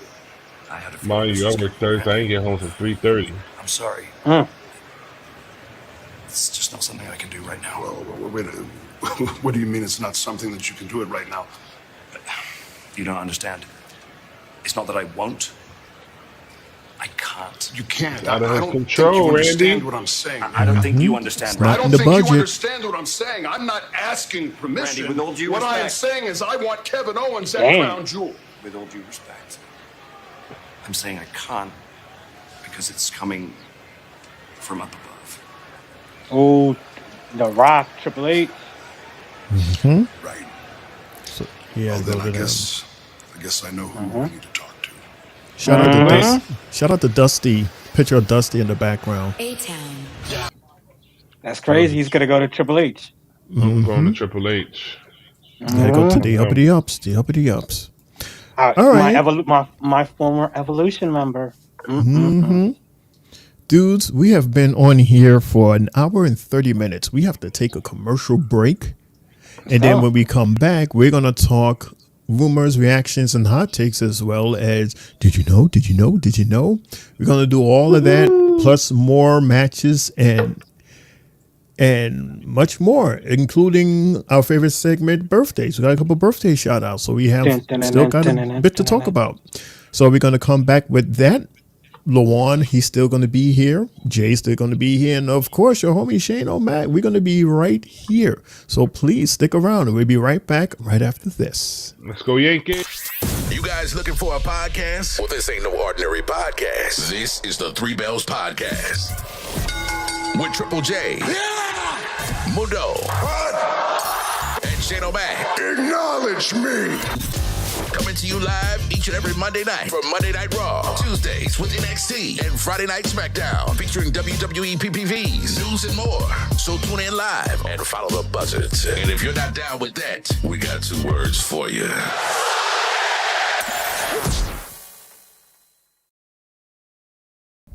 Welcome back, everyone, to the Three Bells Podcast for our Friday night SmackDown show. Happy Friday, everybody. Happy TGIF, and thank you so much for tuning in and hanging out with the homies. It's me, your homie Shane O'Mac, coming to you live from the East New York section of the Three Bells Podcast table. And of course, like you see, I'm not alone. Look over there. It's Triple J. He's sitting right there. And then, of course, our special guest, he's right over there coming to us live from Tri-State Mania is IM_L, or like we like to call LeJuan.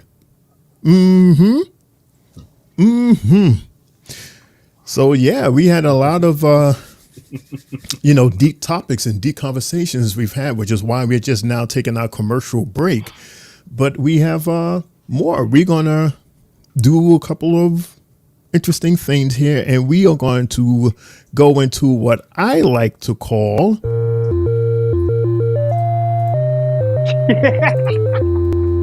rumors, reaction, and hot takes. Nintendo bit. just a little something.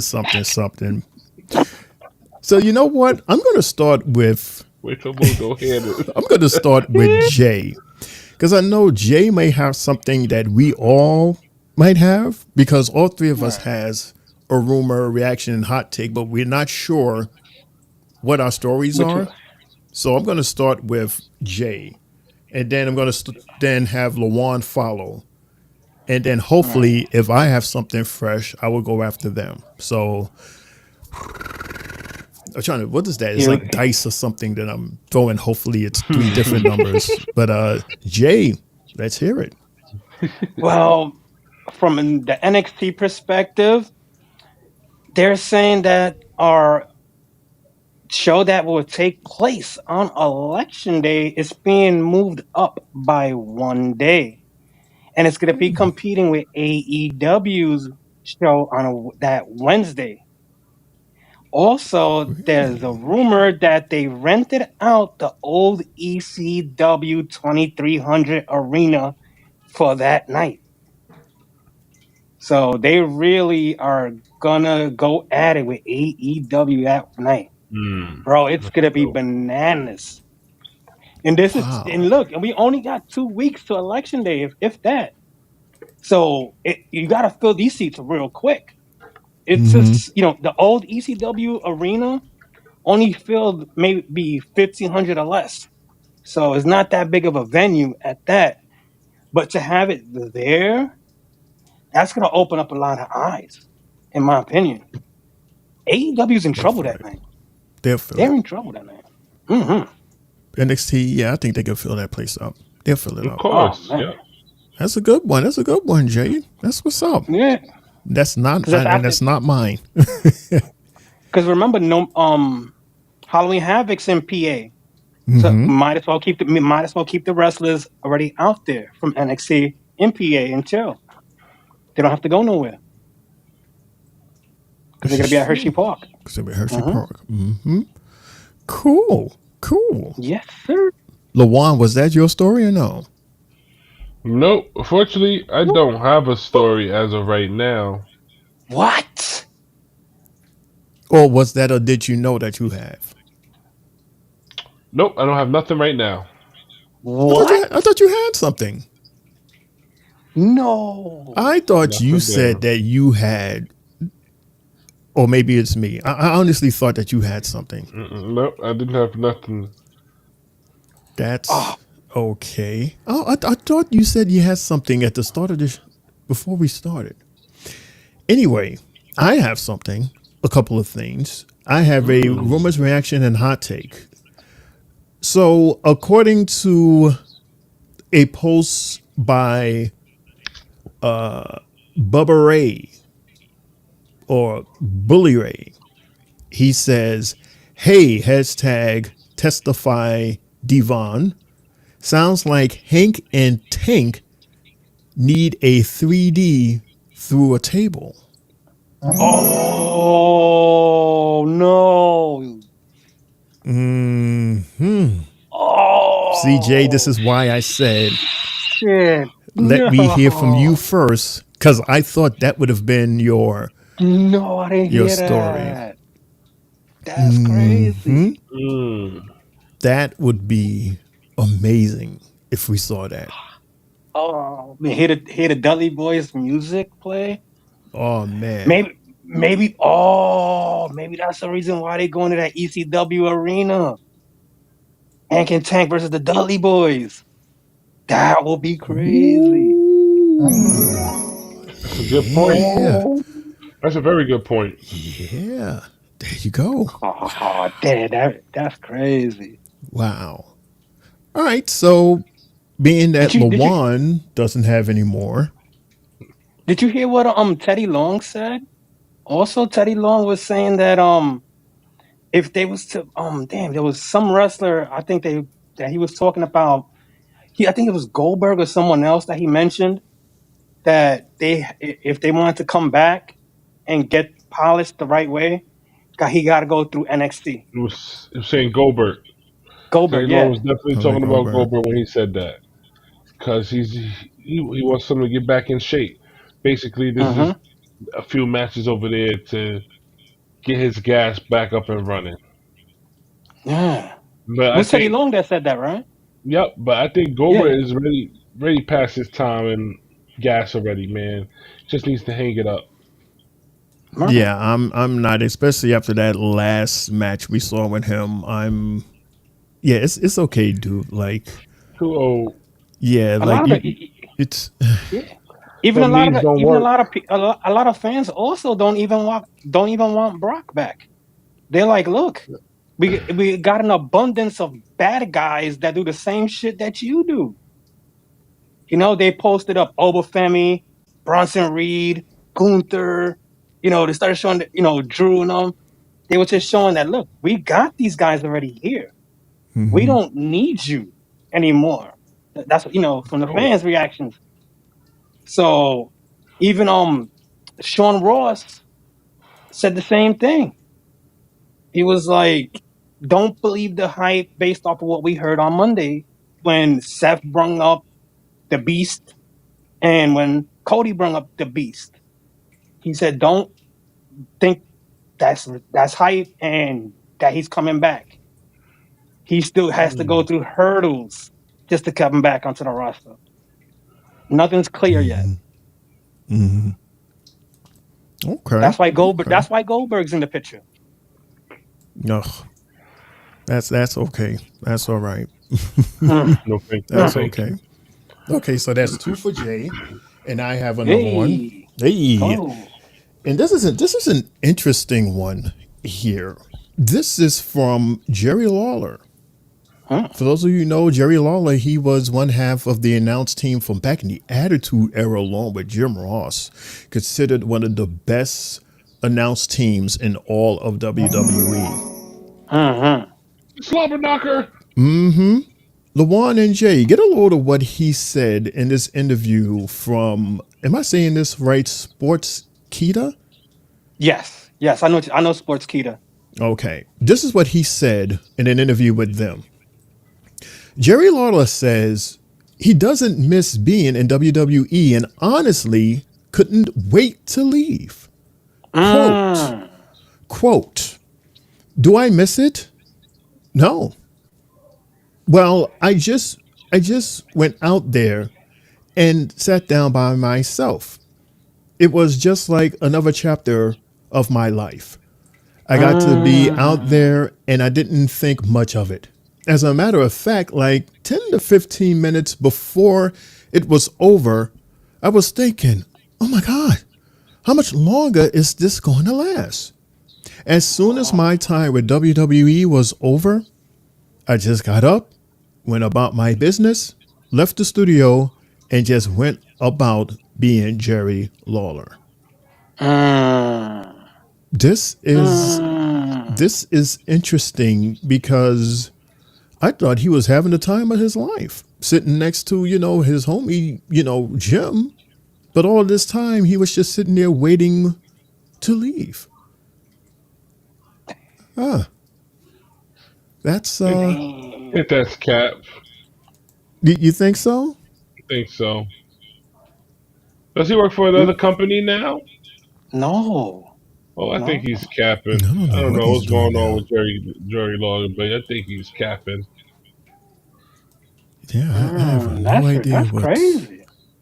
And Jerry Lawler's not one to really talk. We barely hear him. Like some old school guys, they'll be tweeting and getting interviewed and everything. Does he have a Legends deal? Oh, Jerry? I don't know. I don't know. That's probably why he's talking shit. He don't have a Legends deal, probably. I have to look that up. I don't know. Yeah, I'm gonna look into that over the weekend. We'll look that up. Jay, do you have another one? I have one more. Nah, I think I'm done. Okay, so excuse me. So apparently there's this picture, and it seems like it's from an episode of Raw. And it's the backs of CM Punk and Drew McIntyre standing on ringside. Looks like it's like a production meeting and they're standing there, talking whatever. And someone took this candid shot and posted it. And Drew McIntyre has something to say about the picture. He goes, Drew McIntyre explained this picture where he and CM Punk are seen together as if they didn't have a fierce rivalry. Quote Drew, I remember a photo recently came out on the internet, and it was the big topic of conversation because Punk and I were near each other during the day. And everyone was saying, wow, okay, they actually don't hate each other. And I thought, of course, you idiots. Don't you go to your office job, and sometimes you have to stand next to the person you don't like because you're dealing with a situation you have to handle in your profession. Even if you can't stand the idiot, you can feel the tension. Everyone can feel the tension when he and I are near each other, but we have to be professional and do our job, end quote. Great answer, Drew. That's an awesome answer. That's an awesome answer because I'm sure everybody was thinking of that one coworker that they don't like, but they had to tolerate, they had to stand next to, they had to work with. It's a few at my job. Shit. Mm-hmm. Shit, you gotta stand next to them anyway. Right, exactly. What the fuck am I next to him for? Shit. All that did was make his feud look more serious by answering the question that way. So quick thinking on Drew McIntyre to answer like that, and answering questions like that could get you looked at different. Maybe Triple H and them figure out what they want to do with you later on. Just again, the way of thinking helps a lot with your character in the WWE as well. And Drew's been on a hot run for the past year. And as they were saying, he's possibly candidate for WWE Male Wrestler of the Year. I have him up there with Mm-hmm. Sheamus. Absolutely. Absolutely. All right, ladies and gentlemen, that was Rumors, Hot Takes, Rumors, Reaction, Hot Takes. Boing. Rumors, Reaction, Hot We gotta get a Takes. banner. We definitely gotta get a banner of that when you start that. Well, I wouldn't go that far, but yeah. Just a little something. Just a little something. I like it. I like it. A little something. All right, so we're back in the ring, and we're talking match number 3. Now, remember at the top of the show, I mentioned that there were 2 triple threat matches so that we could find a contender for the tag team championship titles. So this is part 2 of that. This is H-Town Down Under versus Los Garza and versus 2 out of our newcomers, debut 2 and debut number 3. It's this tag team titled Motor City Machine Gun, brought to us by one Alex Shelley and Chris Sabin. And their pop was amazing. I mean, they had a huge pop. I'm like, where are these guys from? I did my own research, Jay. I ain't gonna ask you who they are, because Jay would just say, yeah, they Motor City, Lawan. I didn't get the pop when they came out. I heard a pop. I heard a pop. They know who they are. TNA fans know who they are. Yeah, they're from TNA apparently. So, so yeah, Jay, Lawan, let's talk about match number 3. Bro, I did my prior, when they announced that they was gonna come wrestle this week on Wednesday, I did my research with these guys. These guys are crazy. They're great. And what I got from this match was the fact that every wrestler that was in this ring did everything real good, real clean from top to bottom. Waller, you seen him bouncing around, rolling, clotheslining, punching. He was performing. Theory, bro, that suplex, that half suplex that he turns to the neck breaker. That's a crazy move. I think we seen it on NXT the other night as a finisher for one of the girls the other night, if I'm not mistaken. And Umberto and Angel, that move that they did outside the ring, where Angel was on the outside, he kicks the guy in the back, and then Humberto came flying and kneed him to the top. I was like, okay, Humberto's looked real good tonight. The Los Garzas looked really good tonight, and I appreciate seeing them 2 guys do their thing. But the Motor City machine guns, I call them MCMG. That's what I call them. These guys performed real good.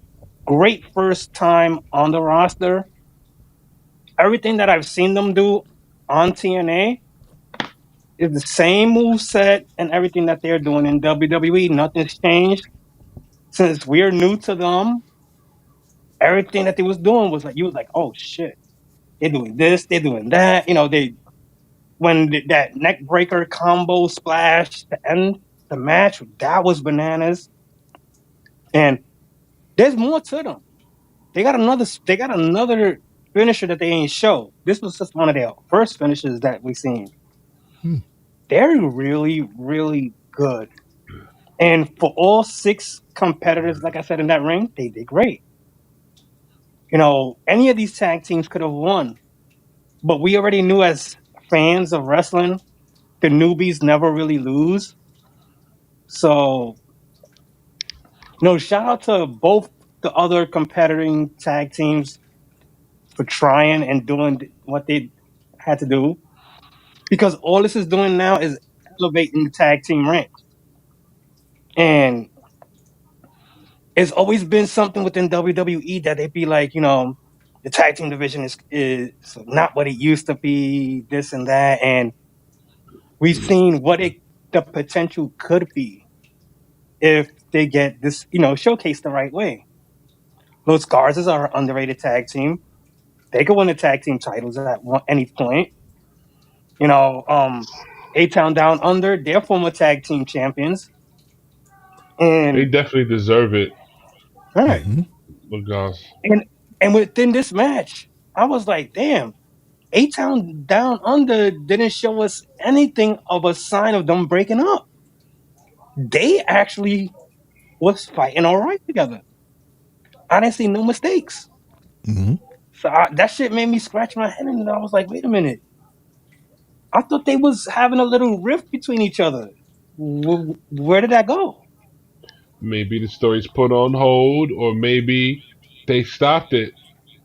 That's only one of the two choices. They either stopped it or it's put on hold for temporarily for something else.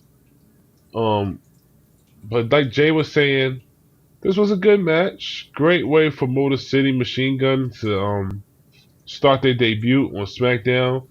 With one of the two good tag team matches, tag team guys on the roster with A-Town and Lagaz.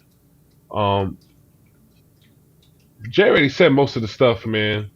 I'm looking forward to see more stuff from Motor City Machine Gun because I don't know too much about them from NXT. I'm not NXT, from TNA, just like Jay said. So hopefully I see a little bit more. They are advancing against DIY, so this should be a very fun, entertaining match when they go against each other, man. It's going to be a lot of high flying, a lot of this is awesome. I can see it now, so can't wait. Yeah, it's going to be good. Excuse me. Yeah, shout out and welcome to WWE MCMG. That's what people are calling them on Twitter or X. And shout out to Los Gaza. They was actually really, really good. I was extremely impressed with the way they was in sync, the moves that they made. Like, this was possibly one of their most perfect matches that they've had. They were really, really good. And H-Town Down Under, you can hate them or hate them even more. But when these two, when they cook, they cook. Especially Austin. He cooks. And was it me or did Austin, like towards the middle and then the end of the match, he had like this big red thing, this something that was going on right here? Or maybe it was just me. It seemed like he had like a big red botch or something. Almost as if he got hit real hard. And the blood just like rushed right into this area right here. You gotta look at it again, but I think I know what you're talking about, but I had to look at it again and make sure. Looking like Kratos from God of War, just that red there. With the bald head. But shout out to these two, and that should be a very interesting match. What is that, next week, Lawan, with Motor City versus DIY. And the winner of that match is going to face Thomas and Thomas for the titles. Just like that. But will it be at Crown Jewel or would it be on another episode of SmackDown? I have no idea. Is that on the I would budget? like for it to be on SmackDown instead of Crown Jewel. Yeah. Yeah, we have to see if they're part of the budget, if they're able to hit the plane and go out there, be able to travel. Yeah. What say you, Jay, in terms of the winner of this tag match with MCMG versus DIY? The winner of that match is going to face Thomas and Thomas. Will they face them at Crown Jewel or another episode of SmackDown? SmackDown. The last episode before they go to Crown Jewel. Okay. What, Crown Jewel is what, 2 weeks? Yeah, there's still one more episode. Yeah. One more episode. So Yeah. Motor City Machine Guns and DIYs next week, and then the tag title match will be the following Friday. Mm-hmm. Yeah. And that's Halloween Havoc weekend. That's Sunday the 27th. Mm. Yeah. Cause see, like, just with hearing them being called the Motor City Machine Guns, what I get from them is we have what? Ain't it Royal Rumble or SummerSlam or one of those PLEs are going to Detroit in Lions Stadium, if I'm not mistaken. They said Ford Field, right? It's supposed to be Royal Rumble. Rumble is in Indianapolis. Indianapolis, okay. Mm-hmm. The Motor City, that's a Motor Motor City. City too. Yeah. Yeah, that's like Indy 500. Yeah, the So I NASCAR. would, so I would expect a group like them to hold gold that time, around that time. I don't think they get Already? the belts. I don't. Yeah, that's like about 3 months away. Let me see. December, November, December, January. Yeah, about 3 months away. Well, yeah, 3 months. 90 days. Okay. They gotta go past their their initiation. You know, the 90 Mm-hmm. days. Like you know, like when you're in a normal job, you gotta get your 90 days in. Sure. So Yeah. yeah, They're doing good so far. Like I said, they had a good pop, so it's not like they're strangers, at least to right, the WWE universe for a majority. Because, like I right, said, they had a good pop, so right. we Because shall when see. because when I looked up their stuff, like I said, this is a tag team that's been together since about '08. So they're veterans of the ring. They're just late bloomers.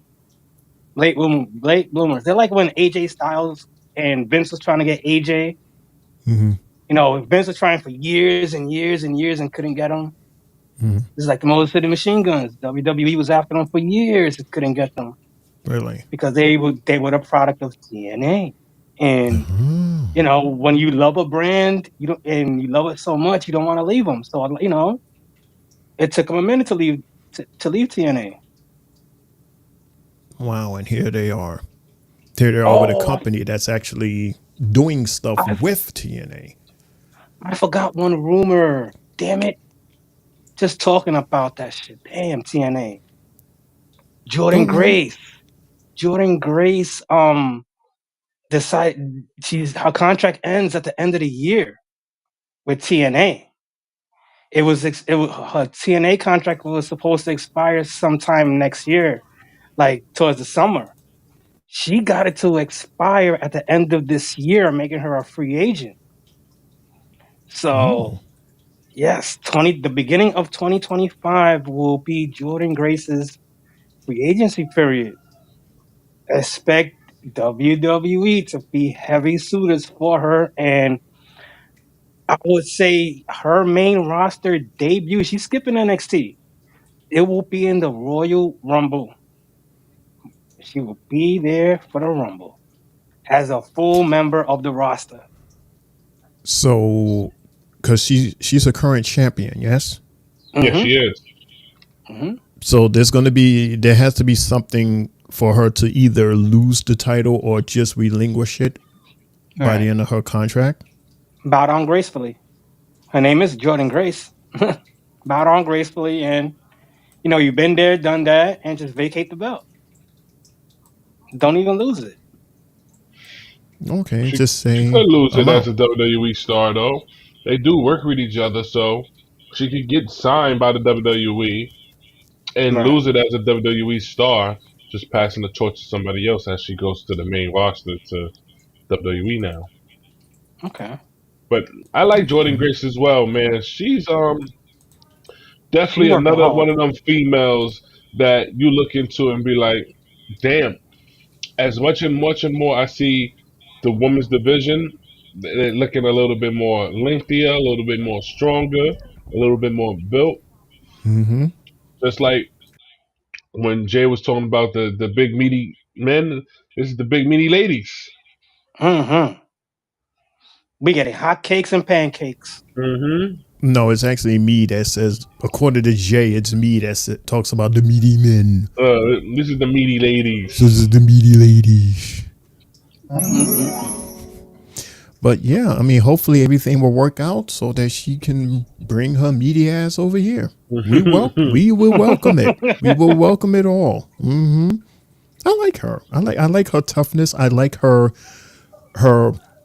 originality. What she brings to the WWE product. I think she'll be an awesome fit. Like really. All right. So as you see under Lawan's chin, we got the monitor out again. So that means we got a the monitor right there. Yeah, right there. And you see who's in there? It's Byron Saxton. He's our reporter for tonight, and he's back there with our WWE Speed Champion. Oh God, Andrade, and his number one nemesis. Don't even call him that no more, Shane. I don't think he wants to be called that either. Right now, I'd like to welcome my guests, both Carmelo Hayes and Andrade, just 1 week before their scheduled proverbial Game 7 matchup here on SmackDown.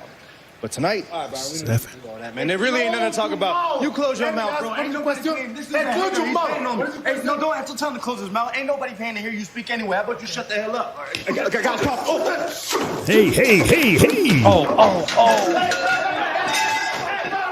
On site. What was that he picked up? Oh. His chain. That was his chain that broke. And he wrapped his chain as a weapon? Hell yeah. That was smart. That was gangster. Now watch Andrade next week have something wrapped around his ribs because of that. He got the one up on him. That was smart. That was gangster just now. It was smart and funny because Andrade couldn't even get a lick of English out. That was hilarious. He was like, yeah. He really be trying. He really do. I mean, he's getting there. You know, he's improving slightly. Yeah. He's improving. I mean, it's not getting worse. At least it's not getting worse. So we give him that. Got a lot better. That. Yeah, he's getting a lot better. Credit to Charlotte. Yes. Charlotte. So speaking of ladies, apparently the ladies are closing out tonight because we're at the main event. Main event, match number 4. It's our women's tag team match. So it's Naomi and her bestie Bayley and Queen Nia Jax versus our women's WWE Speed Champion Candice LeRae. For that one person who cares. Bam. Jay and Lawan. Let's talk about this. Well, first of all, I would say within this match itself, I'm still confused as to why Candice of all people. But you know, she proved to be a worthy tag team partner by having Indy Hartwell being on her side. That played an important role throughout this match within itself. And, you know, Candice didn't really do much. She didn't do much. But you know, at the end, she did her little moonsault at the end, and that was it.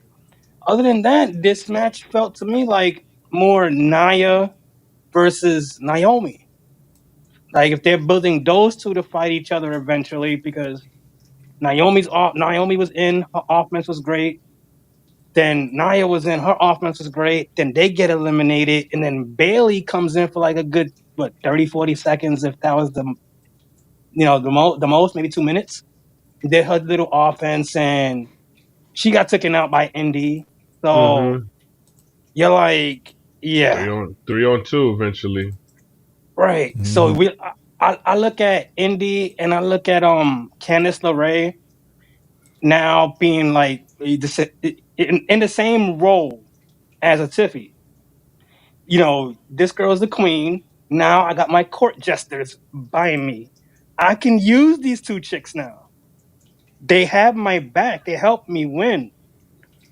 Nia gotta look at it that way because at the end of the match, Nia was like, raise my hand first.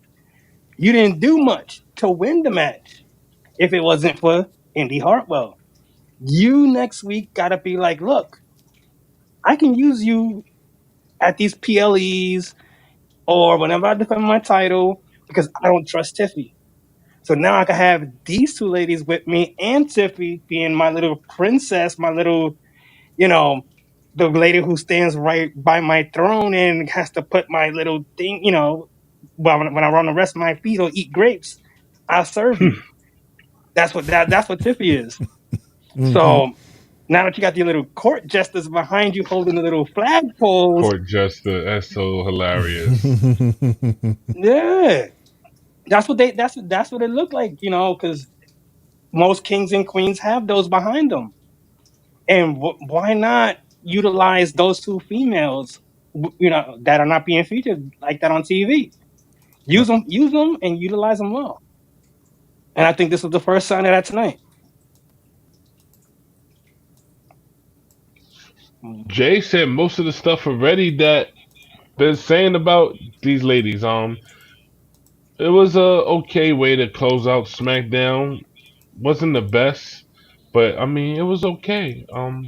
Unfortunately Tiffany wasn't there, so they had to find a replacement in Candice LeRae.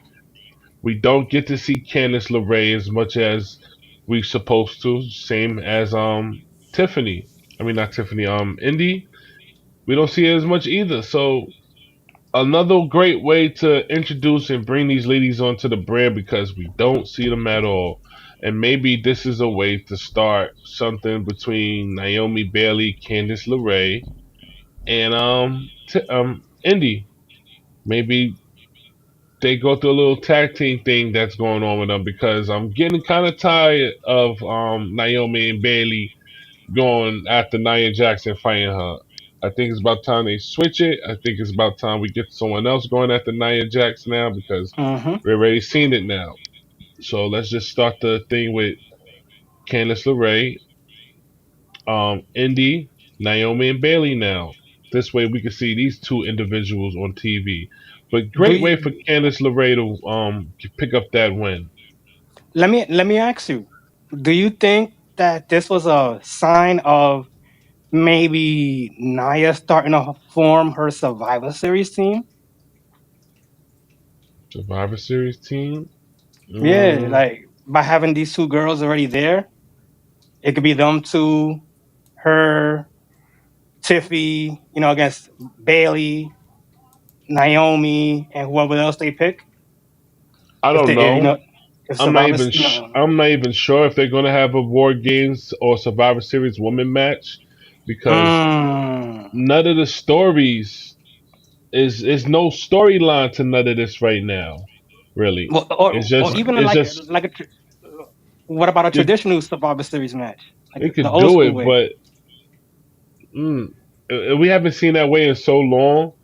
Hmm. Everybody is so into something making sense, and I just don't want these ladies put into a tag team match just to be put into a match. I want these ladies to be put into a match for it to make sense, and hopefully it helps them later on longevity. Just as, like I said, if they put like, how can I say it? If Nia Jax is able to get a team like this, how would this benefit Candice LeRae or Indy Hartwell later on? It has to make sense.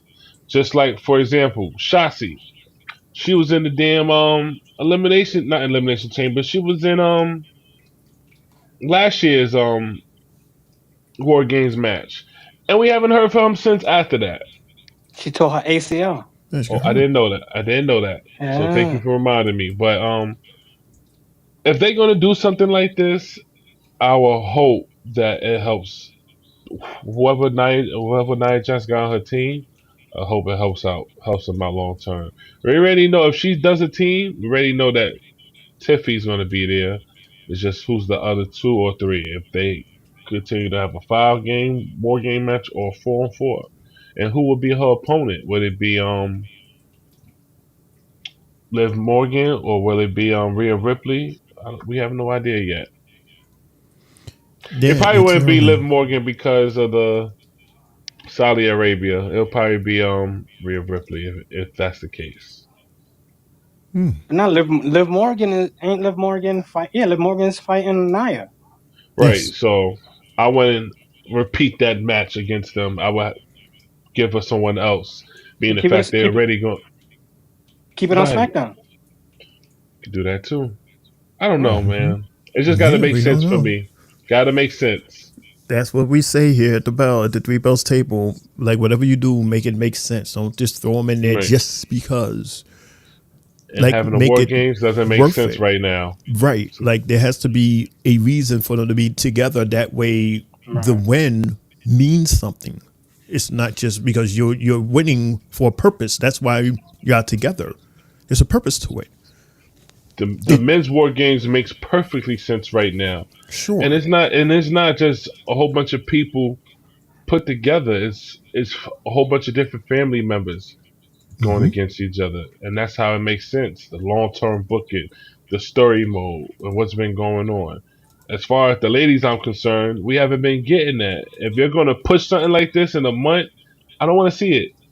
It's like it's being rushed, and I don't like rushed WWE product. I agree. Good answer. All right, so we are backstage once again with Byron, and he has Nick Aldis. So apparently, Nick Aldis has something to say about the previous segment that we just saw with Andrade and Mello. So what's going on? What's going on, Nikki? I am standing by with SmackDown General Manager Nick Aldis. Nick, we just saw what took place between Andrade and Carmelo Hayes. Andrade and Carmelo have been escorted from the building because this thing isn't going to be settled backstage. It's going to be settled in the squared circle, and that's next week on SmackDown from Brooklyn. But the thing is, because this is such a personal issue, and because this is Game 7, I decided we needed a special referee who could handle business, a referee who, quite frankly, hates both of these men equally. You know, that's the funny thing about this, because I have no reason to even be involved in this, if you're quite honest. I've already beaten both of them twice. So here's the thing.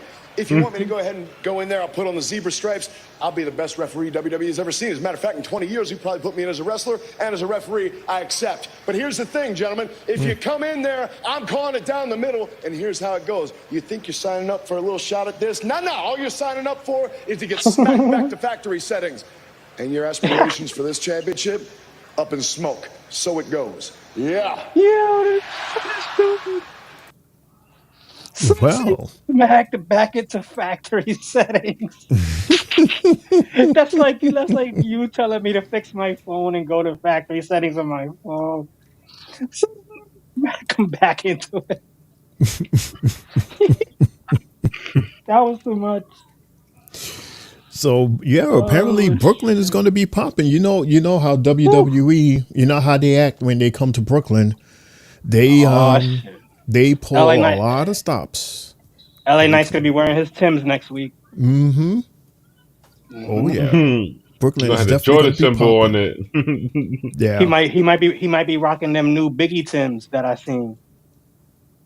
There's Biggie Tim's. I need to look at that. Yes, bro. It comes with it comes in a box, but the box, when you open the top, is a vinyl recording player as well. Oh snap! Crazy. Sounds expensive. Mm-hmm. Tell me about it. Mm-hmm. All right, so yeah, we've already had our main event, and there's of course one more thing that has to be talked about, speaking about, and that's in ring. So we are going in the ring, fellas, where we talking to having a discussion with OTC himself. Mm-hmm. And he's basically going to close out for our Raw, our SmackDown recap. Roman.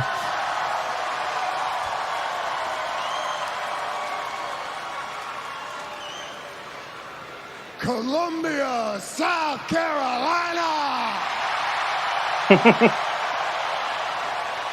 What happened?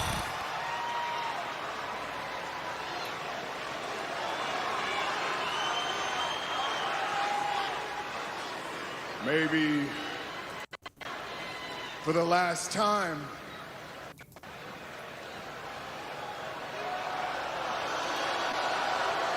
What do you mean, maybe for the last time? What does that mean? Acknowledge me.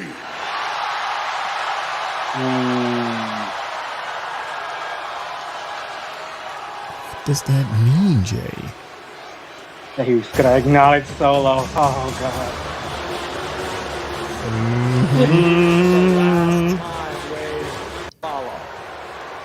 Here comes Samoa Joe We got two Jr. different songs. Samoa Joe Jr.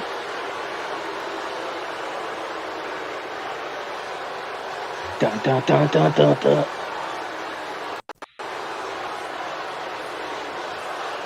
I know Roman gotta be hot in that sweat, in that hoodie.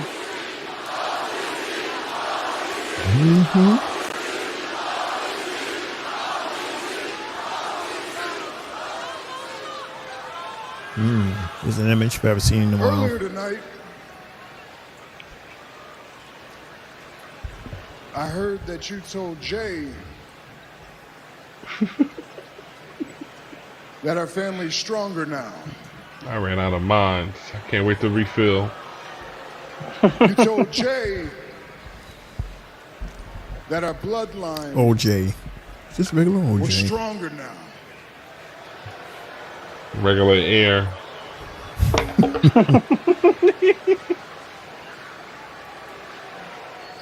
I mean, you was going in, so. I don't see it. I don't Be see thirsty, anything man. that tells me we're better off now. If anything, Tell him, Roman. we're divided and broken. After everything we've been through, everything we went through in the spring, everything that we lost through the summer, and we stand here divided like this. Tell him the same shit Jay said, basically. Solo. I told my father that I could fix this. That was heavy. That's heavy. Oh man. That's heavy. Rest in peace, All I Alpha. want to do is put us back in the promised land. I want titles around our waists. I want paydays coming from the heavens. I want abundance. I want our family to be priority. Tell me what I have to do to fix this. You know, Solo felt that. You could see in his eyes he felt that when he mentioned him. He went out of character for a second. Do? That's an easy fix, Roman. Well, what do you have to do to fix this? I'll tell you what. All you have to do Is say, is acknowledge me.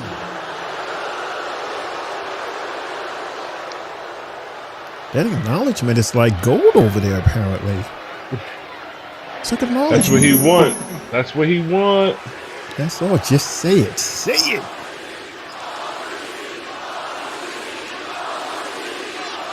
All that time, Solo had to say it to him.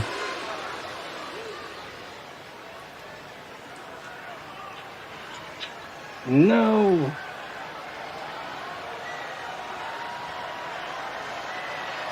You know, Roman's face, the way both of their faces, you could tell one of them was laughing. I acknowledge you. Roman didn't really want to say, like, son of I a bitch. acknowledge you. Does that make you feel better? No. No. And Roman. this is what I was talking about earlier. That's not good enough.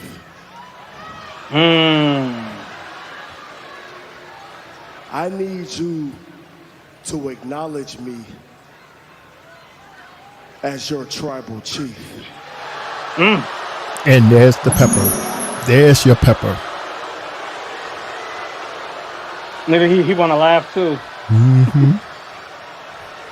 Roman's teeth are chattering like son of a bitch.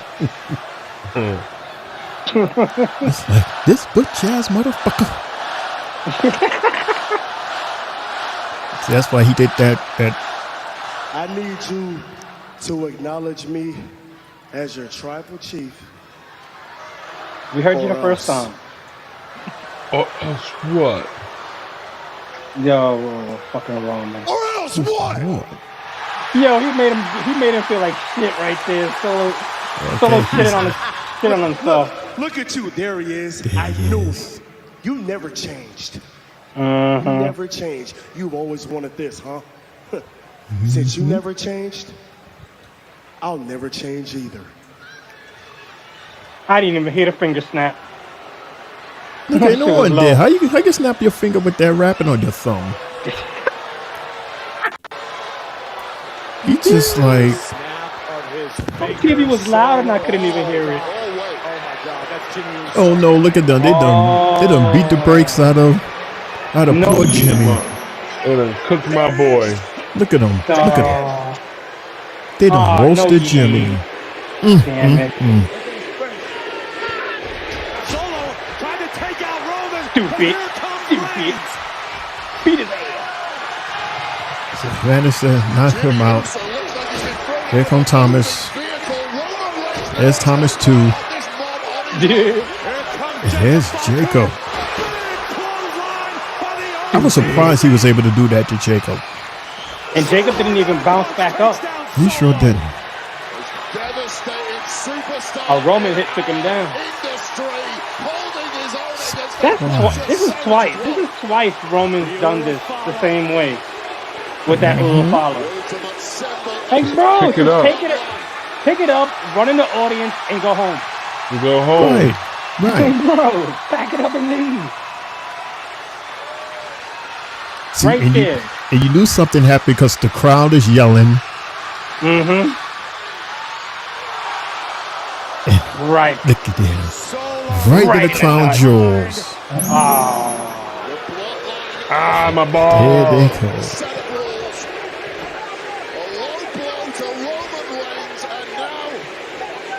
Lift his ass up. Tonight, the hyenas feast on Mm-hmm. Roman Reigns. And there is simply nobody to help the now former tribal chief. What's the referee doing? He's back there. Stop it. Cut it out. Don't do that.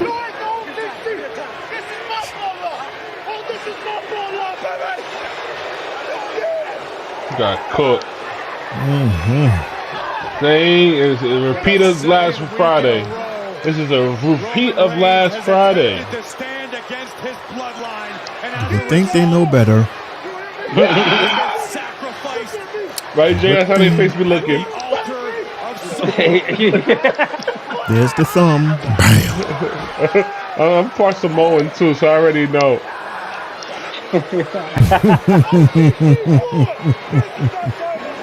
Yo, it's fucking hilarious.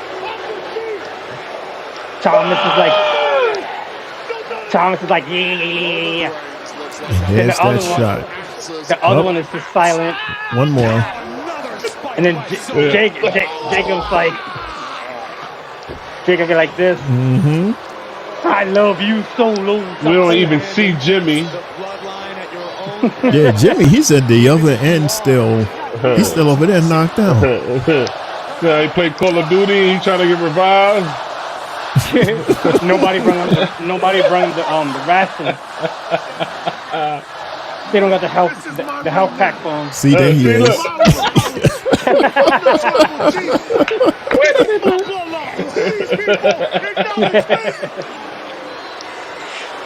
Oh shit. There's the shot. There's that money shot again. A defeated Roman with the future Bloodline. Executive producer Paul Levesque and Lee Fitting.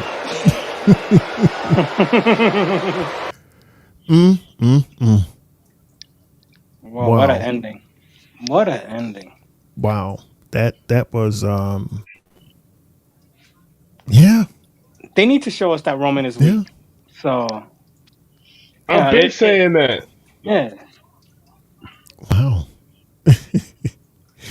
All right. So, yeah, that's it, ladies and gentlemen. That is our TGIF Friday Night SmackDown recap. But before we end this and every other show, should I ask you this question now or do birthdays? we usually ask the question, right? Yeah. Mm-hmm. Yeah, okay. So, yeah, before, oh, wait a minute. We have to go to the chat board. We finally have, we have a chat from Logan James. Logan James. What's good, Logan? He goes, hello, what's next for Bailey?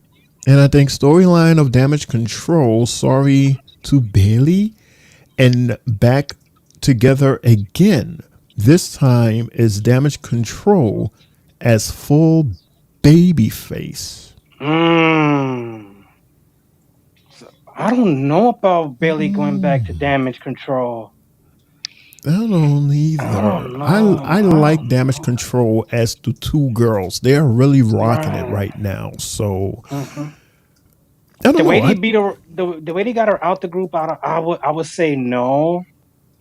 They don't need her back no more. For what? Yeah, they're doing awesome by themselves. Doing awesome by themselves. They don't need her back. If anything, if we want something next for Bailey, I want her to go feud with Naomi. That's what I want. That's what I'm I waiting want for. her to feud with Naomi. Yeah. The best friends. And we already know Bailey. She just turned babyface back, so I want her to feud with Naomi.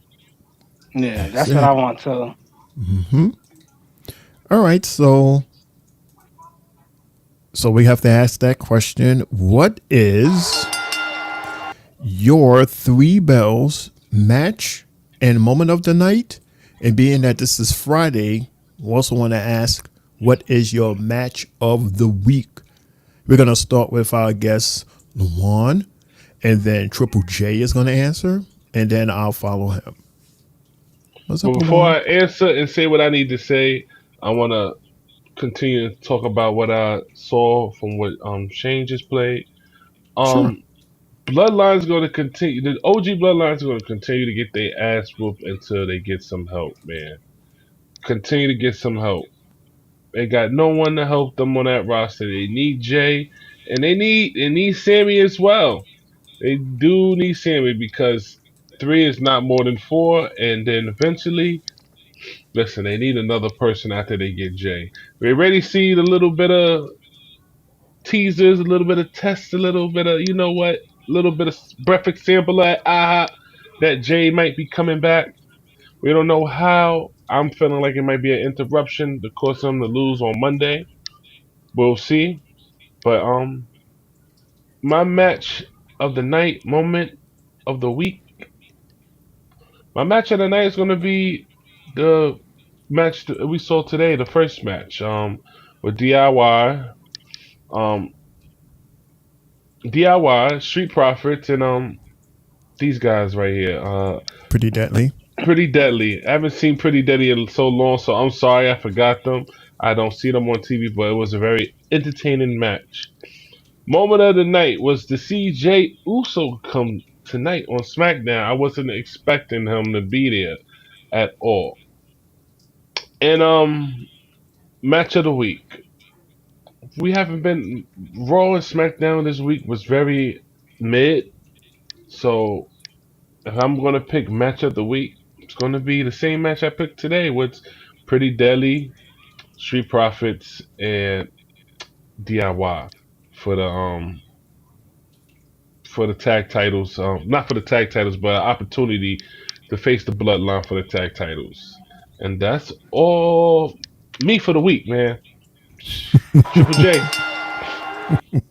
Okay, cool. My match of the night is going to my girl Lash Legend against Piper Niven. We got to see her make her main roster debut. If that, her tryout, and she passed with flying colors. And I was happy to see. Like I said earlier, one of my girls from my show make it up there. She took a lot of hurdles to get up there. And my moment of the night, we just have to be seeing the different confrontations we had amongst all the Bloodline members tonight, whether it was OG or regular. Coming from where Jay bumped into Roman and Jimmy, then from them beating up Jimmy, and then they would beat up Roman. All those moments together, you could just put into one. So, that was my match and my moment. And I would say my match of the week is going to be the triple threat main event for the number one contender on NXT, where it was Ethan Page, Wesley, and Javon Evans. Great match because we got to see a future potential matchup between Wes and Javon. And then we had Ethan Page playing his slick the entire match like a true heel. And he waited for his opportunity to get the number one contendership. So there you have it, ladies and gentlemen. That is my match and moment of the week and match of the night, match of the week, and moment of the night. Yeah. Cool. And I don't know, maybe I'm wearing glasses and Jay can see my notes because he is almost like saying the exact same thing. Accurate today. Right. Because my match of the night is match number 2, Piper Niven versus Last Legend. I mean, this was her debut as a singles competitor. That's check number 1. Check number 2, sure, she could have done better, but she could have done a whole lot worse. And across the board, this could have been a horrible debut. But I am so glad to say that we are far from saying that. She had an awesome debut. She showed her power, and they had her go against Piper, which is like one of the most perfect competitors for her to showcase her on her debut. And she did an awesome job. And that leads to my moment of the night, seeing Lash win her first match, her first debut match on SmackDown. And she won. She gets the win. Congratulations, Last Legend. And shout out to Piper for the awesome sales and to help her look good. They both looked awesome. My match of the week, again, I'm agreeing with Jay for NXT's main event, which was the triple threat, Evans versus West versus Page. I mean, Evans versus West alone was just absolutely, it was a masterpiece. And Ethan Page adding his timing and his intelligence. Like, he knew when to fall back and he knew when to come in. And it worked out perfect for him because, as we saw, he won. And he's going to fight Trick for the title. So with that being said, that is my match and moment of the night, as well as match of the week. Yeah, just all in all, it was an okay week, even though it wasn't fully live. But it was an okay week for WWE. Yeah, most of the stuff was taped. They was on tour. Mm-hmm. And this is how they usually start acting when they go to Saudi. Mm-hmm. At least the crowd didn't sound too pumped up tonight. Like, this crowd sounded kind of liver than, for it to be the same crowd that they had last week. When we saw Monday, and we was like, damn, you could hear the crowd piping that they was actually adding some cheers and stuff because the crowd was kind of asleep on Monday. Totally. We could see that South Carolina crowd. They was up. They was chanting because I made sure to look at the crowd behind whenever like Cody or anybody else was speaking, and you could see the people chanting, yelling. So I'm like, yeah, they're not piping this one. Mm-hmm. Down south people they got lungs for days. So they sure do. I love it down here. Mm-hmm. I love it down here. I can't wait to move out of here one day. Woo. Go down south. All right, so one more thing. It's that time, everybody. It's that time of the week for we say the 3 Bells birthday shout out. Hey, if you're celebrating a birthday this week, we like to say happy birthday to everybody for you're also celebrating with these superstars. Remember her? Man, who didn't have a crush on her along with Tori? Stacy Keibler. Still looking awesome at 45. Happy birthday. My first favorite diva. And it's him. It's the guy himself.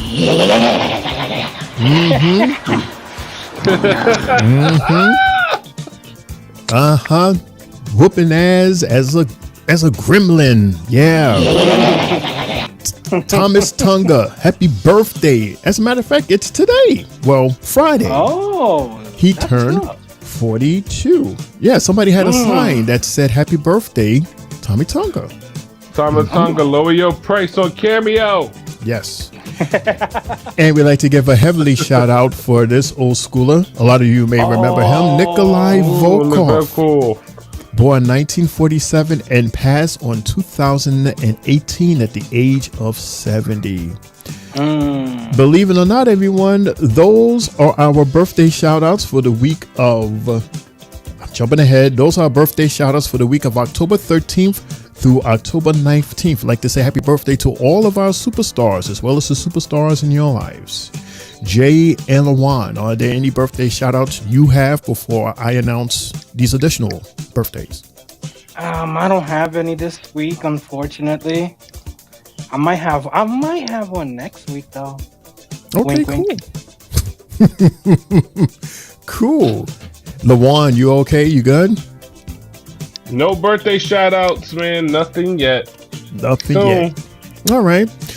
So I'm speaking on behalf of Mundo, aka Mr. CEO. He's not here tonight, but he does have these birthday shout outs that I would gladly speak on his behalf.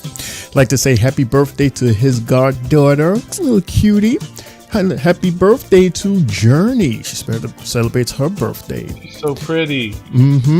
Also like to say happy birthday to Mundo's homie, Dijon. Like to say happy birthday to him. Another old school homie, Dallas. Chillin'. Like to say happy birthday to him. And also like to say happy birthday to his little cousin, DJ Rumble, also known as Royal. Like to say happy birthday to him. And finally, this is Mundo's bestiest bestie, the best of the best besties. I'd like to say happy birthday to Jasmine, or some of us know as Faye. Happy birthday, homie Faye. And happy birthday to everyone representing or under the Mundo's name. I hope I did you proud, Mundo. Those are our birthdays for the week. Cool. Happy birthday, everyone. Cool. Happy birthday. All right, so anything else before I press the red button, the big red button? You could go ahead and press the New red York, button. we gotta close it out, New York. We gotta close it out with these wins. Mets, Yankees, Liberty. We gotta close it out. Well, let's see. Yeah. Maybe this commercial will help. Here we go. And that's the bell, folks. You've been listening to the Three Bells Podcast with your hosts, Triple J, Mundo, and Shane O'Mac. Bringing the thunder from the ring straight to your speakers. Remember, the conversation doesn't end here. Keep the conversation going in the comments. And follow us on our socials to get the latest scoop on WWE events and behind-the-scenes action. Until next time, stay loud, stay proud, and above all, stay tuned for more hot takes, news, and the world of wrestling. Expect the unexpected. See you on the next show, the Three Bells Podcast.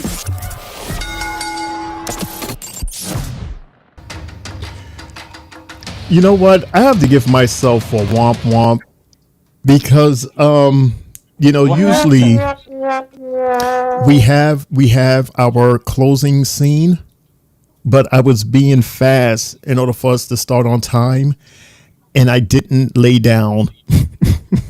I didn't lay our faces on the last scene. Like literally the last scene, it looks like this. We're just gonna close out here at the table.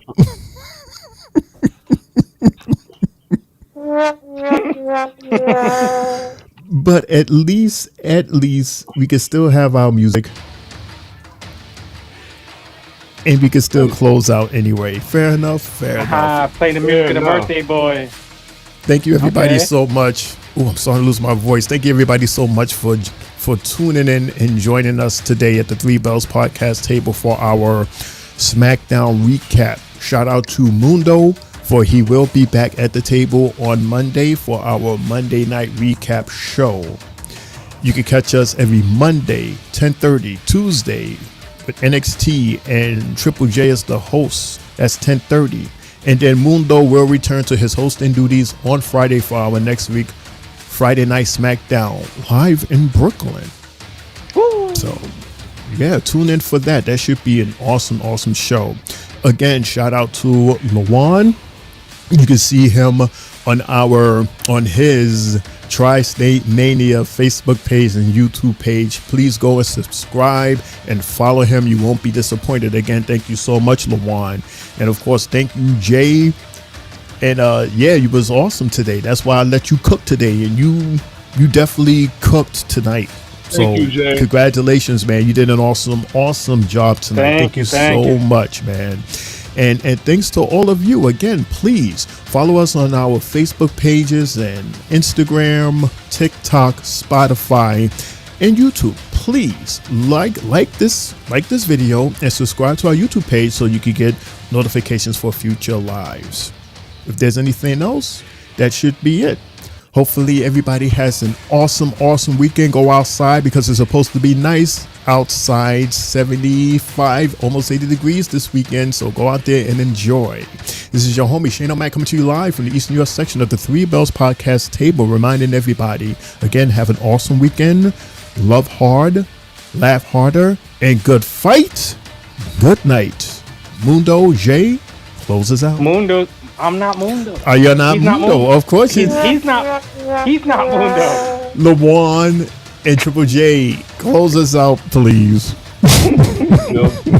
As always, thank you for having me up on SmackDown. It is always a privilege and an honor to be here on Fridays. I enjoy it and I love it. Again, you can catch me on Tri-State Mania on YouTube. Check out my page. I got a lot of the same stuff with the Three Bells podcast.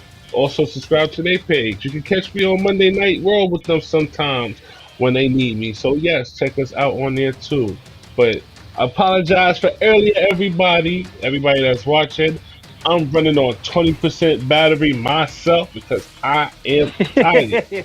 Oh, my goodness. You have no idea. So, I apologize for that. But everyone else, thank you.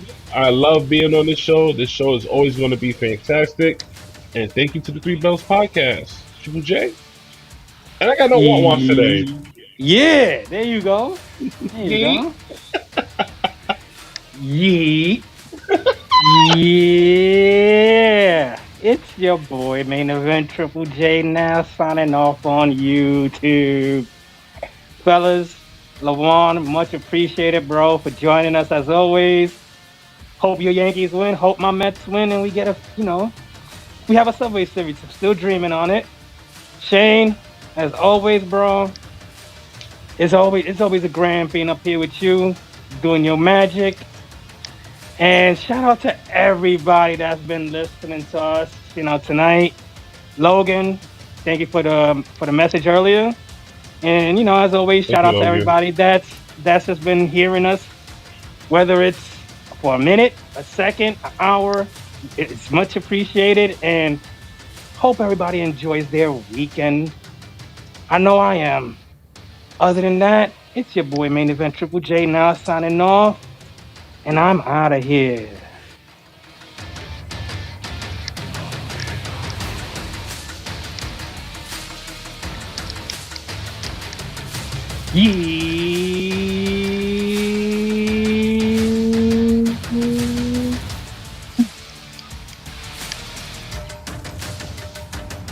Take it, LeJuan. And as always, to my tag team partner would say, no yeets. He wants to do what? No one wants to hear that flash in the top guy. No. Let's go.